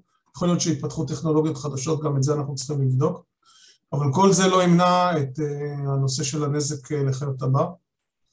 ואני רוצה לומר מעבר לכך, הצפיפות של אוכלוסיות והנושא של חשיבה על איך מנהלים כאן אוכלוסיות של חיות בר וחיות משק, חייבת להשתנות. תסתכלו על מה קורה לא רק בעגורים, במקביל להתפרצות של העגורים הייתה התפרצות של H5N1 בדרום אפריקה, בקורמורנים, עם תמותה של אלפים. בשנים 16-17 היו תמותות של אלפי עופות בר, בעיקר אווזים וברווזים, בהולנד, גרמניה, מ-H5N8. ב-16-17 מתו אלפי כלבי ים בדנמרק וגרמניה, ממה שנחשב שפעת לא פתוג'ניק, H10N7 אם אני לא טועה, כן, אני לא טועה, וגם שם אוכלוסיות צפופות הן מקור להתפשטות מחלות, ואת זה אנחנו צריכים לזכור בכל דבר שאנחנו עושים. לגבי הלולים, מי שלא מכיר, אנחנו נמצאים בתהליך של שדרוג ענף ההטלה, שזה הענף האחרון שעדיין לא נמצא תחת בטיחות ביולוגית הולמת. הבטיחות הביולוגית, לכל מי ששואל, לא נועדה למנוע את החדירה של המחלה, היא כן תקטין את הסיכוי שהיא תחדור, אבל יותר מזה, היא תאפשר לנו לבודד אתר נגוע ולמנוע את הזליגה לאתרים נוספים. עד כה בדרך כלל הצלחנו להגביל את זה לאתרים נגועים, אבל בענף ההטלה זה הרבה יותר קשה. ולראיה מה שקרה במרגליות, שלא הצלחנו למנוע את המעבר מלול ללול, ואפילו לא לשתי חוות שנמצאו בחלק הצפוני של המושב, שבהתחלה ניסינו לבודד אותן ולא לגעת בהן. שוב, הדבר הגדול שצריך לצאת מכאן לכלל העם וגם לחקלאים, זה הנושא של תפיסת הסיכון. התפיסה שהבטיחות הביולוגית היא צריכה להיות דרך חיים, ולא איזושהי סיסמה שאיתה אנחנו מדברים אבל לא מקיימים למעשה. כמו שאמר דוקטור סוויין מה-USDA, בטיחות ביולוגית זה דבר קשה ליישום, אבל אין ברירה. תודה, תמיר. אני אשאל עוד שאלה אחת ספציפית, ואחרי זה אני מבקש מהאורחים שלנו, שלושת האורחים שלנו מחו"ל, להתכונן להתייחס לדיון הזה. Our dear guest, Suzanne, David, and Tiz, we would like you to please prepare some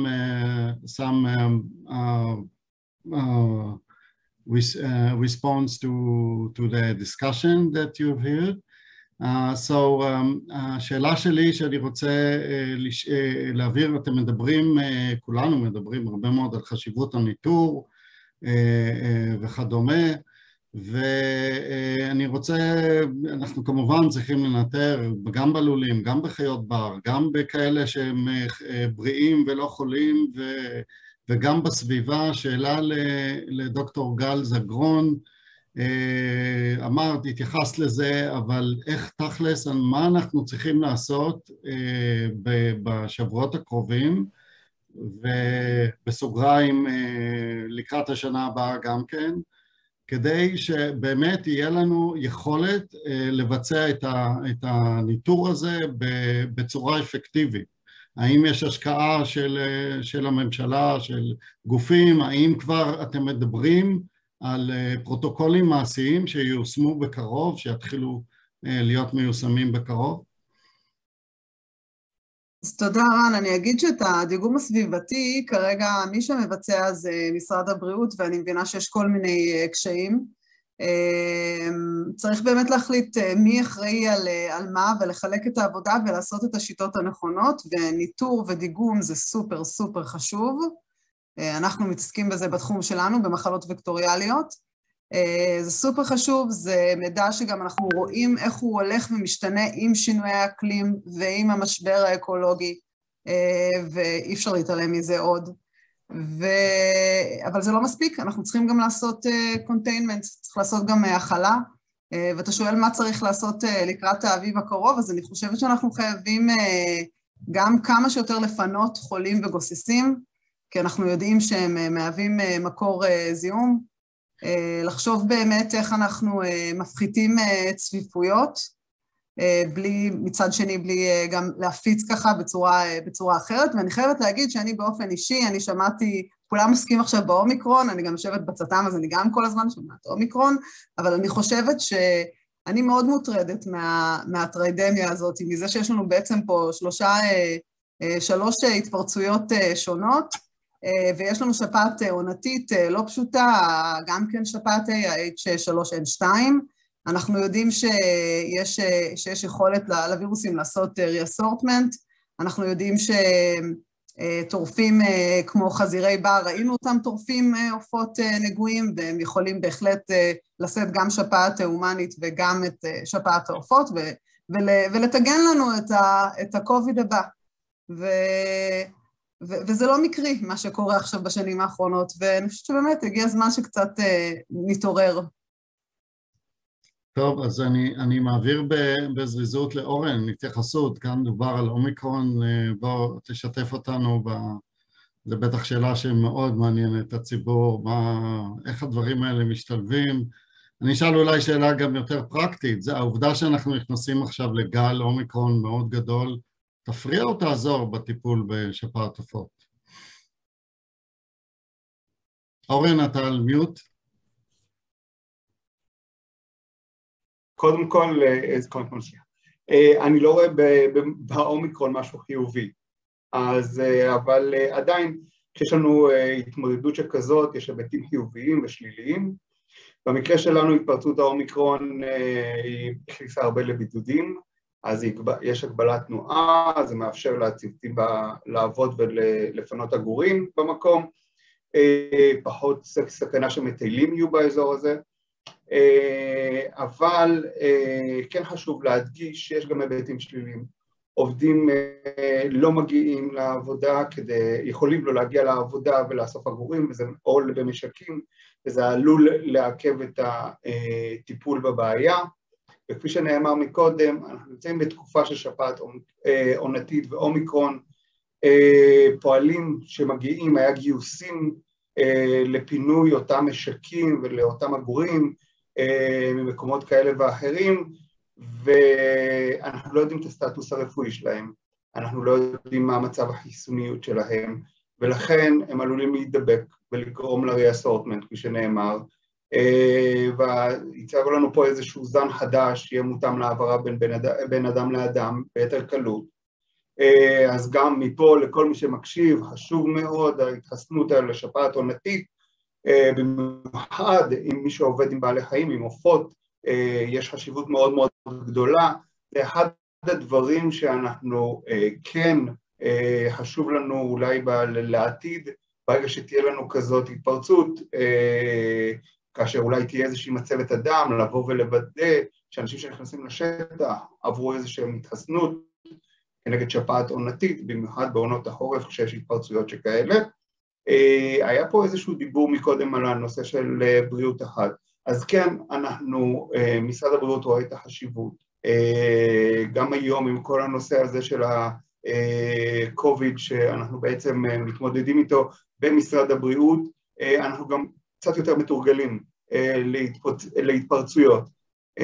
אבל היה חשוב מאוד לראש שירותי בריאות הציבור להקים בעצם את הפורום של בריאות אחד, כי כן חשוב בעצם לעשות את התיאום הזה בין הגופים, כפי שהיה לנו עם משרד החקלאות, שהיה פשוט העברת מידע מעולה, ויכולנו לבוא ולטפל באותם אנשים. אני רק אסבר את האוזן, יש לנו יותר מ1,000 מגעים שבאו בהתפרצות הנוכחית של שפעת עופות, אז חשוב מאוד שכולם יהיו במעקב, ושנראה שבעצם כולם מקבלים את הטיפול הראוי. רן, אני חושב שכדאי ששקדי יתייחס, כיוון שיש איזושהי תוכנית מגירה, כן לעשות ניטור בחיות בר. לצערי הרב היא לא מומנה, והיום מה נעשה נקרא לזה מימון פרטי של השירותים הווטרינריים, עם עבודה של רשות הטבע והגנים, על אש קטנה, אבל אין ממש תוכנית או הוצאה לפועל של התוכנית שהייתה בעבר. שקדי אליך. לפני שאתה עונה שקדי, אני רק אגיד שאני מבקש ממך גם להרחיב בתשובה שלך לגבי מינים אחרים, אקוסיסטמות אחרות, זאת אומרת ניטור במובנו הרחב בתוך ראייה של הסיכון הזה של התפשטות מחלות. תמיר עם התרגיל הידוע אומר אני רוצה ששקדי יוסיף, הוא אומר הכל לבד. תודה רבה תמיר. אבל הוא באמת אמר הכל, יש לנו תוכנית מאוד רחבה, מי שצריך לדבר פה עכשיו זה רוני קינג ולא אני, אבל אין לו אפשרות לדבר. הרמנו פה תוכנית עם ביל קרש מארצות הברית, עם איתמר גרוטו בתפקידו הקודם, ועוד ועוד. התוכנית קיימת, רק צריך לממן אותה, והיא לא ממומנת, ויש פה יותר מאשר מחלה אחת. אני לא אומר, הם שמו שם כמובן לרשימה של 6,544 מחלות ואולי יותר, אני מגזים בכוונה, אז צריך לעשות שם סדרי קדימויות, אבל בהחלט יש תוכנית שמה שצריך לעשות זה לדגום חיות בר ולדגום את החיות משק, וכדי לראות שאנחנו שומרים גם על חיות הבר, גם על חיות המשק, וגם פה ושם גם על עצמנו, כי אנחנו יכולים להידבק פה. איפה רצית שאני אשאר? לגבי אוכלוסיות אחרות. תראו, אנחנו מאוד מוטרדים מכך שאנחנו, יש לנו התקלויות של עופות, העגורים זה בהחלט הגדול ביותר, אבל גם סכנאים מתקהלים בישראל. אנחנו בתוכנית שהרעיון שמוביל אותה זה להרחיק את הסכנאים מהמדגים, ולכן אנחנו נותנים להם לאכול בכמה מקומות כדי שידלגו על המדגים וימשיכו לאפריקה. בניגוד לעגורים, הם לא משנים באופן מהותי, הם לא משנים את ההתנהגות שלהם, והם נשארים בארץ תקופה מעצבנת, כי הם עושים הרבה צרות, אבל יחסית קצרה, ועכשיו אנחנו רואים שכמות העגורים בישראל היא בוודאי פחות מ2,000, אם אני טועה פה ושם, ולקראת ספירת עופות מים, שבעצם ביום שישי, אנחנו תמיד מוצאים משהו כמו בין 500 ל-800 פרטים, כל שנה אותו דבר. אבל עדיין אנחנו צריכים להבין שזה, ההתקהלות של אלפי עגורים במקום אחד היא לא טובה, של סכנאים, סליחה, של סכנאים במקום אחד היא לא טובה, אנחנו מצליחים להכיל אותם היום בעיקר בחולה, ואז ב-400 דונם אנחנו קוראים לזה, ואז הם פשוט יורדים, אוכלים וממשיכים הלאה, ובעמק חפר, ששם יש התקהלות יותר גדולה, אבל אנחנו נצטרך לקראת 2022, אין ברירה, אנחנו נצטרך למצוא עוד מקומות כדי לפזר את הסיכון, כדי שלא לגרום למחלה שתבוא הפעם מסכנאים ותעשה בדיוק את אותו דבר. אין לנו בו זמנית 40-50 אלף סכנאים בישראל, אבל אנחנו צריכים לפזר את הסיכון, ועוד אין לנו תוכנית, אבל אנחנו נעשה את זה בחודשים הקרובים.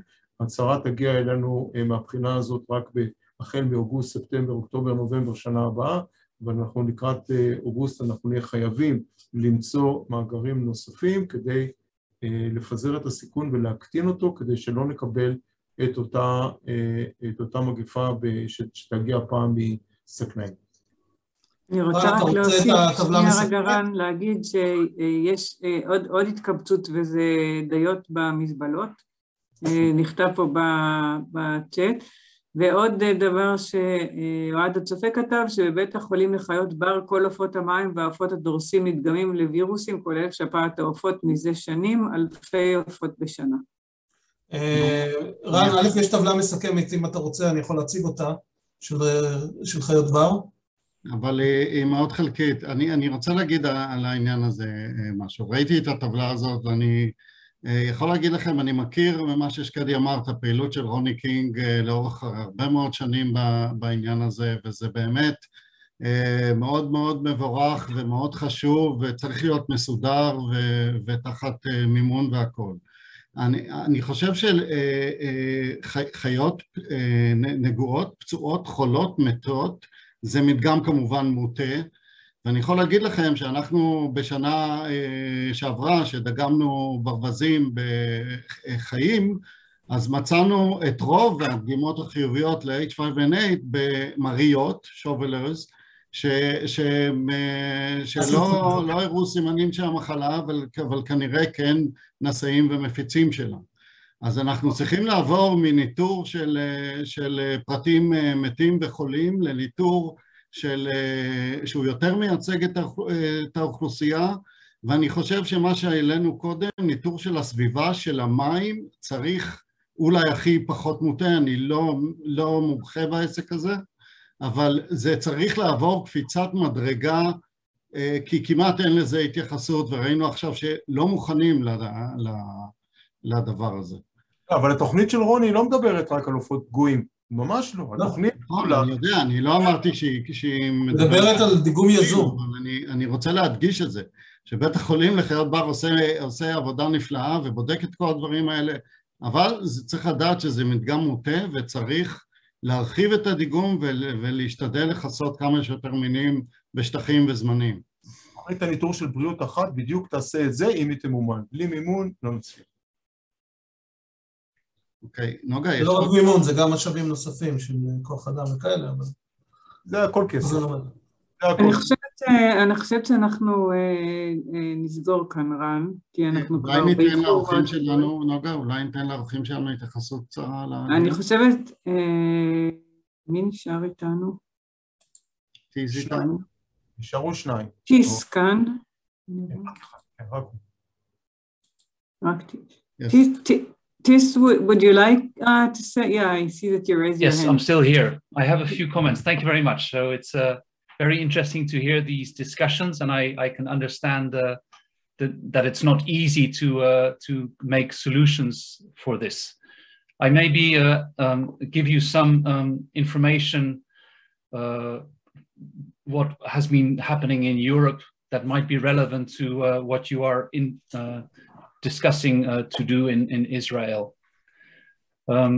Not in a particular order. Firstly, with regards to surveillance of wild birds, the main objective of surveillance of wild birds from the point of view of the poultry sector is to have an early warning of the presence of the virus in an area. Besides that, surveillance of wild birds, of course, is very important to know what's going on in the wild bird populations, even though we have very little possibilities to do anything about it. You know, we see what's happening, but we can't do very much. There are a few things. I'll come to that in a moment. With regards to surveillance, there are two possibilities: to check sick or dead birds, or to check birds that are healthy. From a point of view of finances, checking the sick and dead birds has been the most cost-effective in the European Union. Nearly all the early warning of the first presence of the virus in a geographical region has come from detecting the virus in sick or dead birds, although of course it is a biased sample. The difficulty is when sampling live birds is that the populations are so big that to detect a prevalence of, let's say, 1% in a population of a million birds, you need to sample quite a lot. So the prevalence of infection in the live bird population has to be quite high before you can manage to obtain positive samples in that way. And besides, you have to consider that there are many different species of wild birds to test. So that's a difficult thing, although it is very important, because we need to know which bird species are carrying the virus without having symptoms, because they may actually be the ones that are carrying the virus long distance. Okay. What about sampling sampling the environment, water? I can't hear you, Ran. What about sampling the environment? Not You're birds. muted. Oh, sorry. No, sorry. No, he's asking what about sampling I can hear you the now. environment? Yes. Sorry, Ran, go ahead. What about sampling the environment, the water in the environment? Is that more effective than sampling live birds? Monitoring the environment, in a way, yes. So certainly I think it's complementary, but it is quite effective. So in Canada, they have quite good experience with this in monitoring wetlands for avian influenza virus, and they have quite sensitive methods developed to be able to do this. Mm-hmm. And I think we mentioned names of the people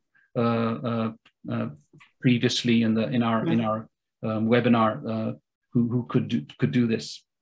Okay, another point about spring. So I think you need to recall that in spring last year in the European Union there was an unusually high presence of virus. So it's difficult to predict how high the presence of virus will be coming spring migration of birds, but I think you need to take into account that it may actually be still circulating. Usually that is not the case with avian influenza. Usually the prevalence of infection is very low in the spring, but in this case, with a new virus going through the population, it may be different.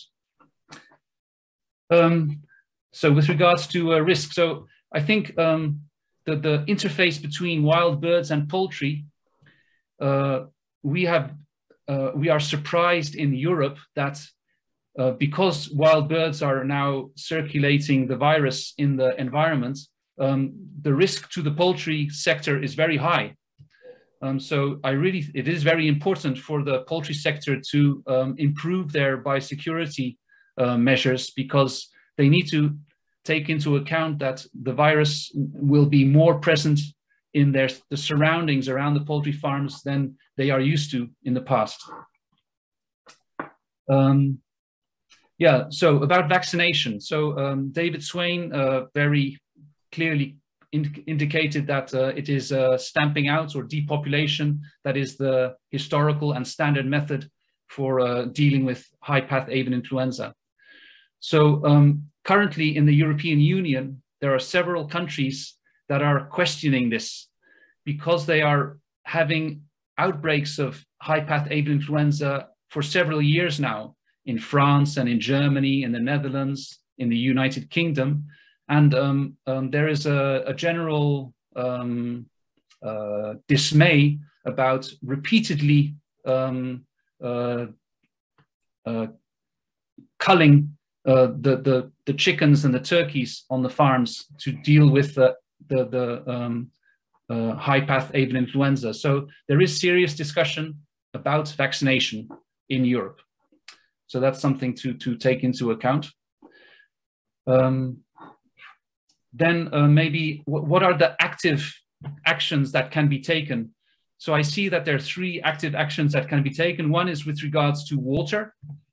The water in the lakes, if you are able to control it, then probably flowing water is better than stagnant water, because flowing water dilutes the virus and reduces the level, the concentration of virus in the surface water by which other animals can be infected. So if that's possible, then that might be something to think about. I think this is already being done now. Okay, yeah, all right, very good. Then, yeah, with regards to feeding, obviously, if you do not feed at a central location, the concentration of cranes will be lower. So this is a factor in reducing the risk of spread of the infection. However, I don't know that there are other issues that you are dealing with regards to feeding of cranes.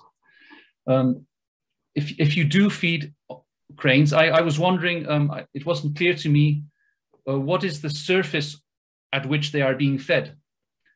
Are they being fed in the water? Are they being fed on the land? This is also something that can be considered if you are fed on the land, on the land. On the land. And is the land completely dry? No. No, it's winter time. Sometimes the land is overlocked with water. Yeah. So one property of avian influenza virus is that it's an enveloped virus, so that it in a dry environment it desiccates quite fast and therefore becomes non-infectious. So this would be a factor to take into account if it is decided to feed on, then to try to feed on as dry surfaces as possible in order to reduce the risk of contamination with influenza viruses. Yeah, and then the third thing is, I think, the carcasses. So depending on how long it is before the spring migration starts, of course, birds of prey really are at risk of becoming infected, and we've seen that a lot in Europe. And there are particular species that are, especially the larger ones, that are either preying on water birds, or the scavenger species that make use of carcasses are the ones that are at risk. And I've seen also in your slides, I saw there were some species that were being found dead, buzzards and some other birds of prey. Buzzards and falcons. Okay, yeah. Yeah, so peregrine falcons are the ones that are, I think, are my highest concern in Europe, because of the high mortality and the widespread mortality in different countries. These were kestrels, not peregrines. Okay, yeah, all right.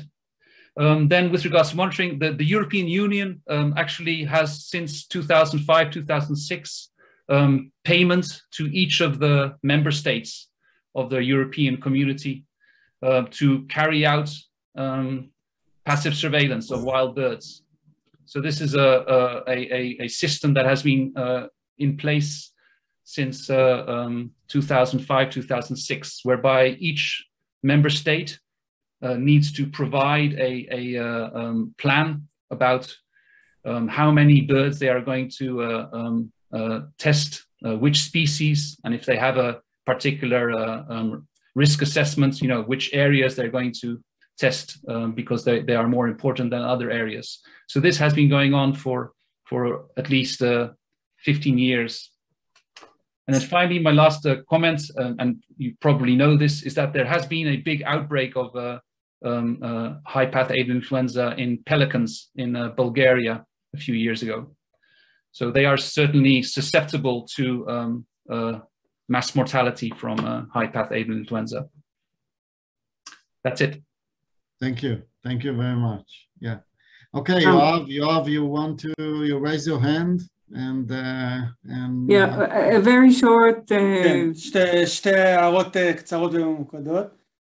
קודם כל לגבי העגורים והכן החלה, לא החלה, צריך לזכור שהעגורים הם עוף מתלהק, אולי אפשר שהם יהיו בלהקות קצת יותר גדולות או קצת יותר קטנות, אבל בסוף זה עוף מתלהק וגם סכנאים עופות מתלהקים, בין אם נרצה או בין אם לא, ההתלהקויות שלהם קורות. אז זה לא שנוכל לפזר אותם להיות יחידאים, הם תמיד יתלהקו ותמיד הסיכון יהיה בעופות המתלהקים. צריך לדעת לנהל את זה בצורה נכונה ומתאימה. הערה נוספת, ואני רוצה גם להתחבר למה שגל דיברה עליו, בצורה, אני חושב, מאוד מאוד ראויה. זה לא פעולה למחר בבוקר, אבל בהחלט אנחנו צריכים לחשוב על לייצר יותר אתרים טובים לחנייה, לעופות נודדים, מערכות יותר בריאות, יותר רחבות, יותר מגוונות, במקומות שונים בארץ. אפשר לעשות את זה כמו ששקדי אמר בצורה יזומה עם ההחלה של סכנאים, אפשר שוב על ידי מדיניות ארצית רחבת היקף וארוכת טווח לייצר יותר אופציות עבור עופות נודדים. זה יעיל יותר להתייחסות רחבה, יותר קבוצות של ציפורים, בעלי חיים אחרים גם. אז אני חושב שבתור מדיניות זה משהו שצריך בהחלט לקדם אותו. זאת לא הסיבה היחידה לעשות את זה, יש את כל שלל הסיבות של מגוון ביולוגי ואקלים, אבל בהחלט זה אחד המרכיבים בשיקולים האלה. תודה רבה, יואב. אני נותן לך שנייה לסכם, אני רק רוצה להגיד תודה רבה לחברי הפאנל, אני חושב שהדיון מצוין, עם הרבה הערות פרקטיות שאני חושב הם הבסיס לכוון מה לעשות עכשיו ובהמשך. Thank you so much, Thies, and also for the other, for David and Suzanne for enriching our knowledge and contributing actual recommendations. ותודה רבה לכל האנשים ששמעו אותנו עכשיו והצטרפו, השתדלנו להתייחס לשאלות שלכם, ואני מקווה שהפקנו מזה לא מעט ידע ותובנות. האנשים שעובדים בשטח, הם עושים עבודה מאוד קשה. לגמרי. ואני רק רוצה להוסיף שהמועצה לביטחון לאומי, maybe I'll switch to English, the Council for National Security decided that we are going to have a committee from different offices at the government to have conclusions from the current outbreak. From the data that was presented here today by the speakers, it is clear that this is not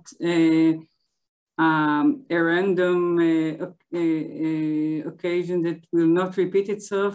It looks like it is going to repeat itself at high chances, actually. And we have to be prepared both for the short term, for the next spring migration, but also on the long term. This is something we have to get used to deal with on every year basis. If it won't be this strain of avian influenza, it will be something else. I think that the contribution of all the speakers and the panel members is highly valuable for this committee. I especially thank Tis for staying with us this long, the last speaker from our guests, and we will be happy to be in touch with you in the future when we do plan our actions and monitoring projects in the future. And thank you all for listening. It was a great pleasure and we learned a lot. Thank you. Thank you very much and wish you luck. Thank you.